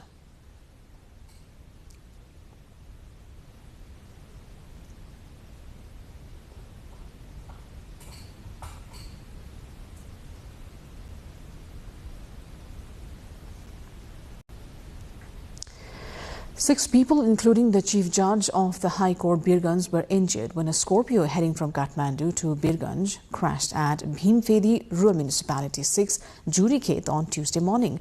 According to police, the vehicle went out of control and fell around 50 to 60 meters into a ravine. Chief Judge Gokarna Dangi, Registrar Taradatta Badu, his wife Lakshmi Badu, son Ritendra, sister Rita and driver Chunilal Chaudhary were injured. Police said Lakshmi Badu is in serious condition while the other 5 are in moderate condition. 4 injured people were airlifted to Chhauni Hospital, Kathmandu, while 2 were taken to Hetauda Hospital for further treatment. Now, in Nepal's central hills, farmers of Syangja district are keeping an age-old agricultural tradition alive. Harelo, observed during the rice growing season, is seen as a ritual for healthy crops and a good harvest. But as modern farming takes hold, the practice is slowly fading among younger generations. Subeksha Rajak with local correspondent Sushil Subedi brings more. In the hilly region of Syangja, farmers observe Harelo on the first Tuesday of Nepali month of Bhadau that usually falls in the mid-August, a tradition passed down through generations, even as modern farming technology spreads across the district. The ritual centers on the edge of the rice field, where farmers plant a branch of the mial tree along with incense and other offerings. अहिलेसम्म धान रोपो थियो, रोपो आएन भनिन्थ्यो, रोग लाग्यो भने अब आज मंगलबार पहिलो भदौको पहिलो मंगलबार हामीले जहिले पनि धान भनेर नाम राख्ने, दोभाल्ने, हरेलो गर्ने चलन.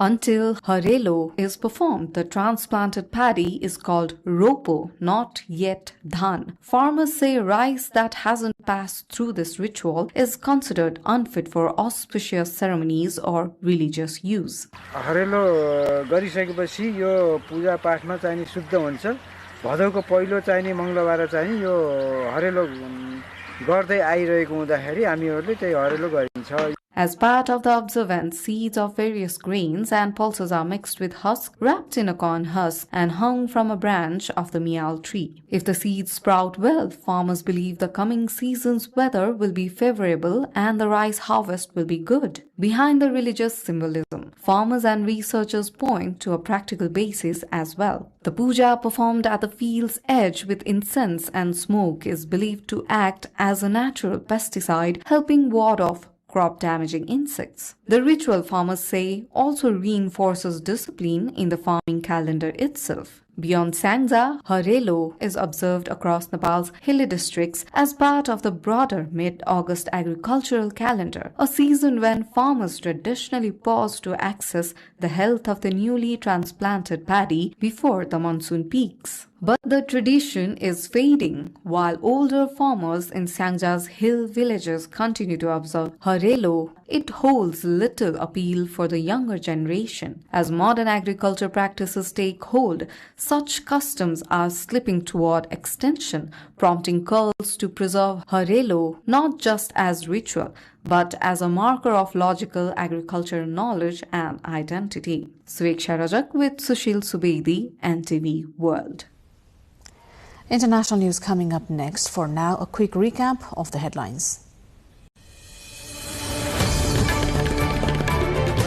India's army chief pays courtesy call on Nepal Prime Minister. Meeting focus on historic Nepal-India military ties. Nepal opposition ends parliament protests. Lawmakers raise public concerns as foreign minister details overseas diplomatic staffing. O&M survey cuts 534 posts across 10 ministries. Nepal set to implement new semi-monthly salary system for federal civil servants. Pakistan's top court orders ex-Prime Minister Imran Khan hospital transfer. Move follows concerns over his health. Iran sets conditions for reopening Strait of Hormuz. New maritime route also agreed with Oman amid tensions. And FIFA suspension disrupts Nepal's football operations. Around 120 young players face training and welfare challenges.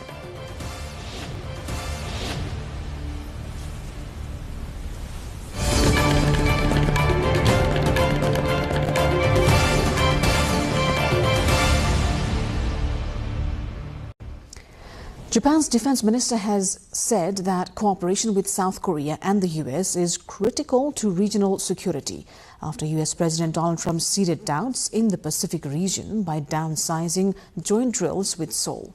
Speaking on a visit to Australia, Shinjiro Koizumi came out strongly in support of joint security cooperation with its key defense backer Washington and neighbor Seoul.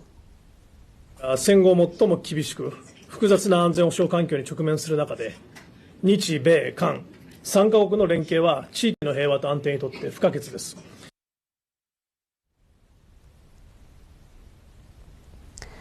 Russia has warned that the UK would face consequences following confirmation that British-made drones were used in recent strikes on military and industrial targets in Russia.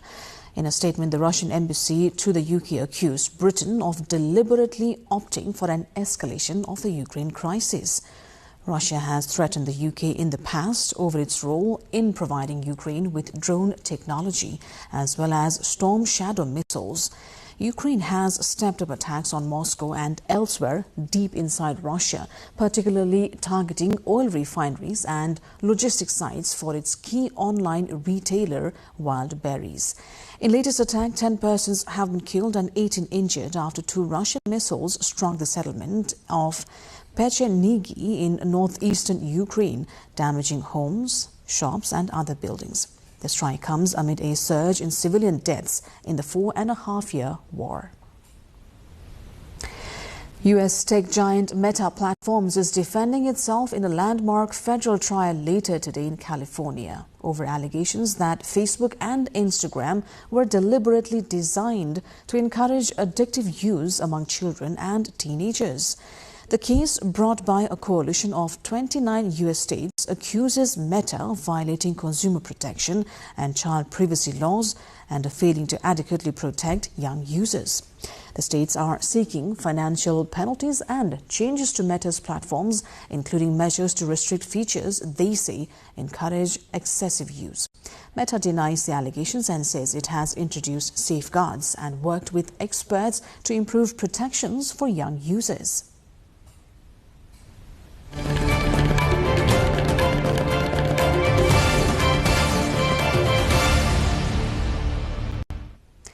Business news coming up next. For now, a short breather.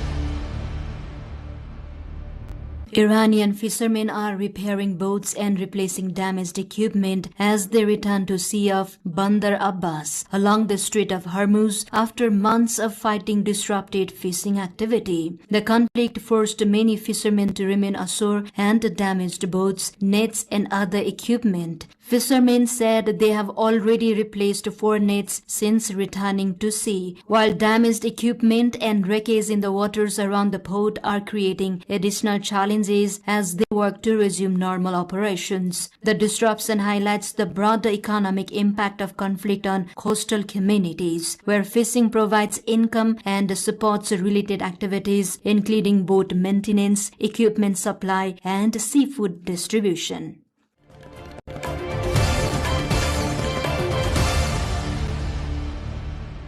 The Bank of Thailand has proposed tighter rules on gold bar transactions after a surge in domestic gold trading was found to have a significant impact on the baht's exchange rate. Under the proposal, cash payments for gold bars between shops and investors would be capped at 10 million baht. Larger transactions would have to be settled electronically. The central bank said the measures aim to reduce exchange rate volatility and curb money laundering. Gold traders said uncertainty over the proposed restrictions, along with falling global gold prices, has already reduced trading volumes. However, industry executives said the measures could have a positive long-term effect by making it harder to launder money through gold.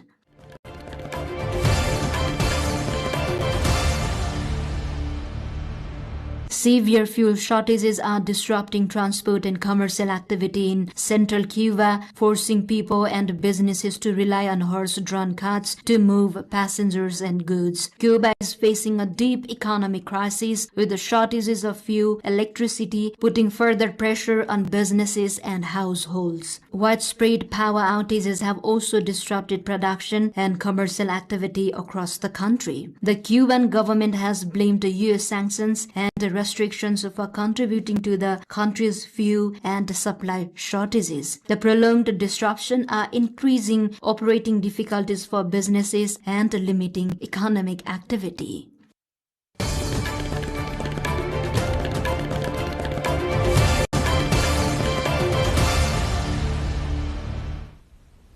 Time now for a sports update.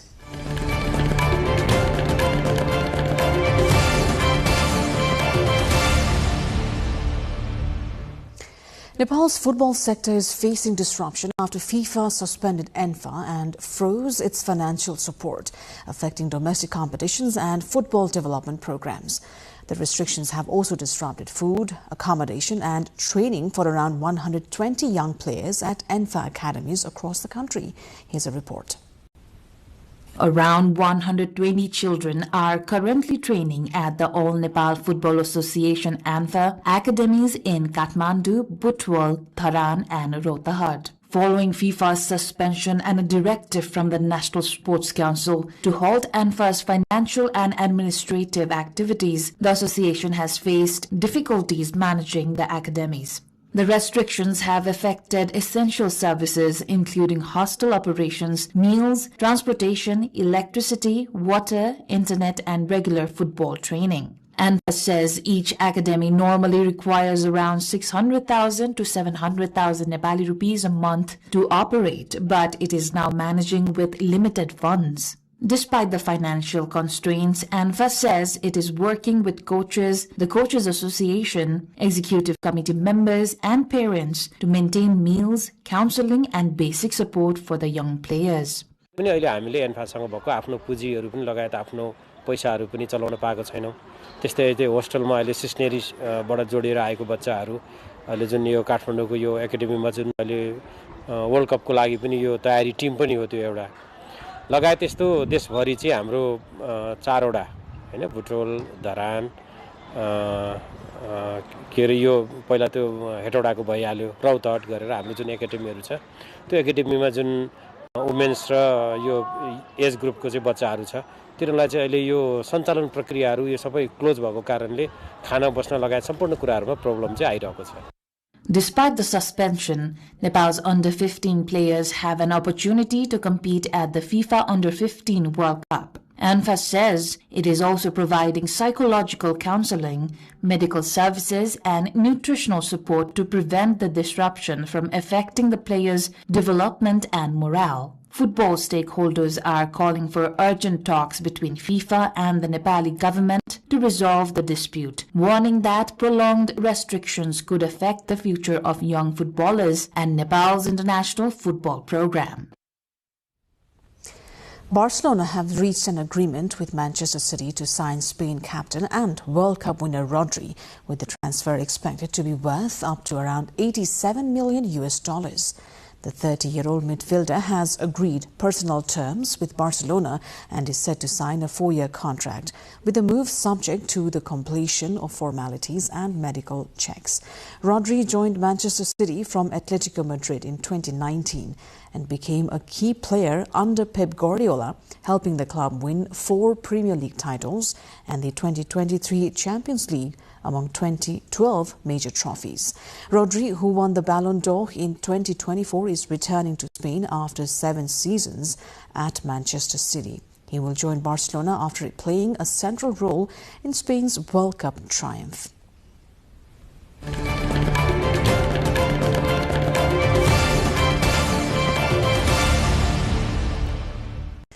Now to the weather updates, first from Nepal and then across the world.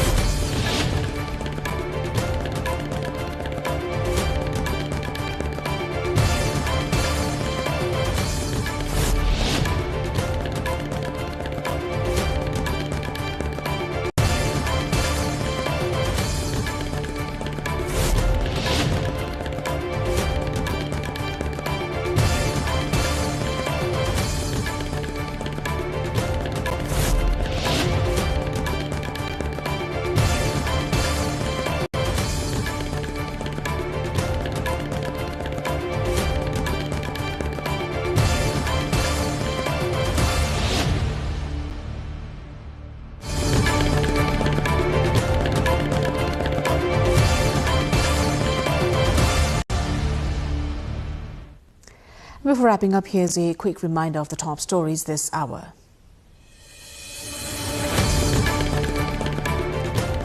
India's army chief pays courtesy call on Nepal's Prime Minister, leading focus on historic Nepal-India military ties. Nepal opposition ends parliament protests. Lawmakers raise public concerns as Foreign Minister details overseas diplomatic staffing. O&M survey cuts 534 posts across 10 ministries. Nepal set to implement new semi-monthly salary system for federal civil servants. Pakistan's top court orders ex-Prime Minister Imran Khan hospital transfer. Move follows concerns over his health. Iran sets conditions for reopening Strait of Hormuz. New maritime route also agreed with Oman amid tensions. And FIFA suspension disrupts Nepal football operations. Around 120 young players face training and welfare challenges.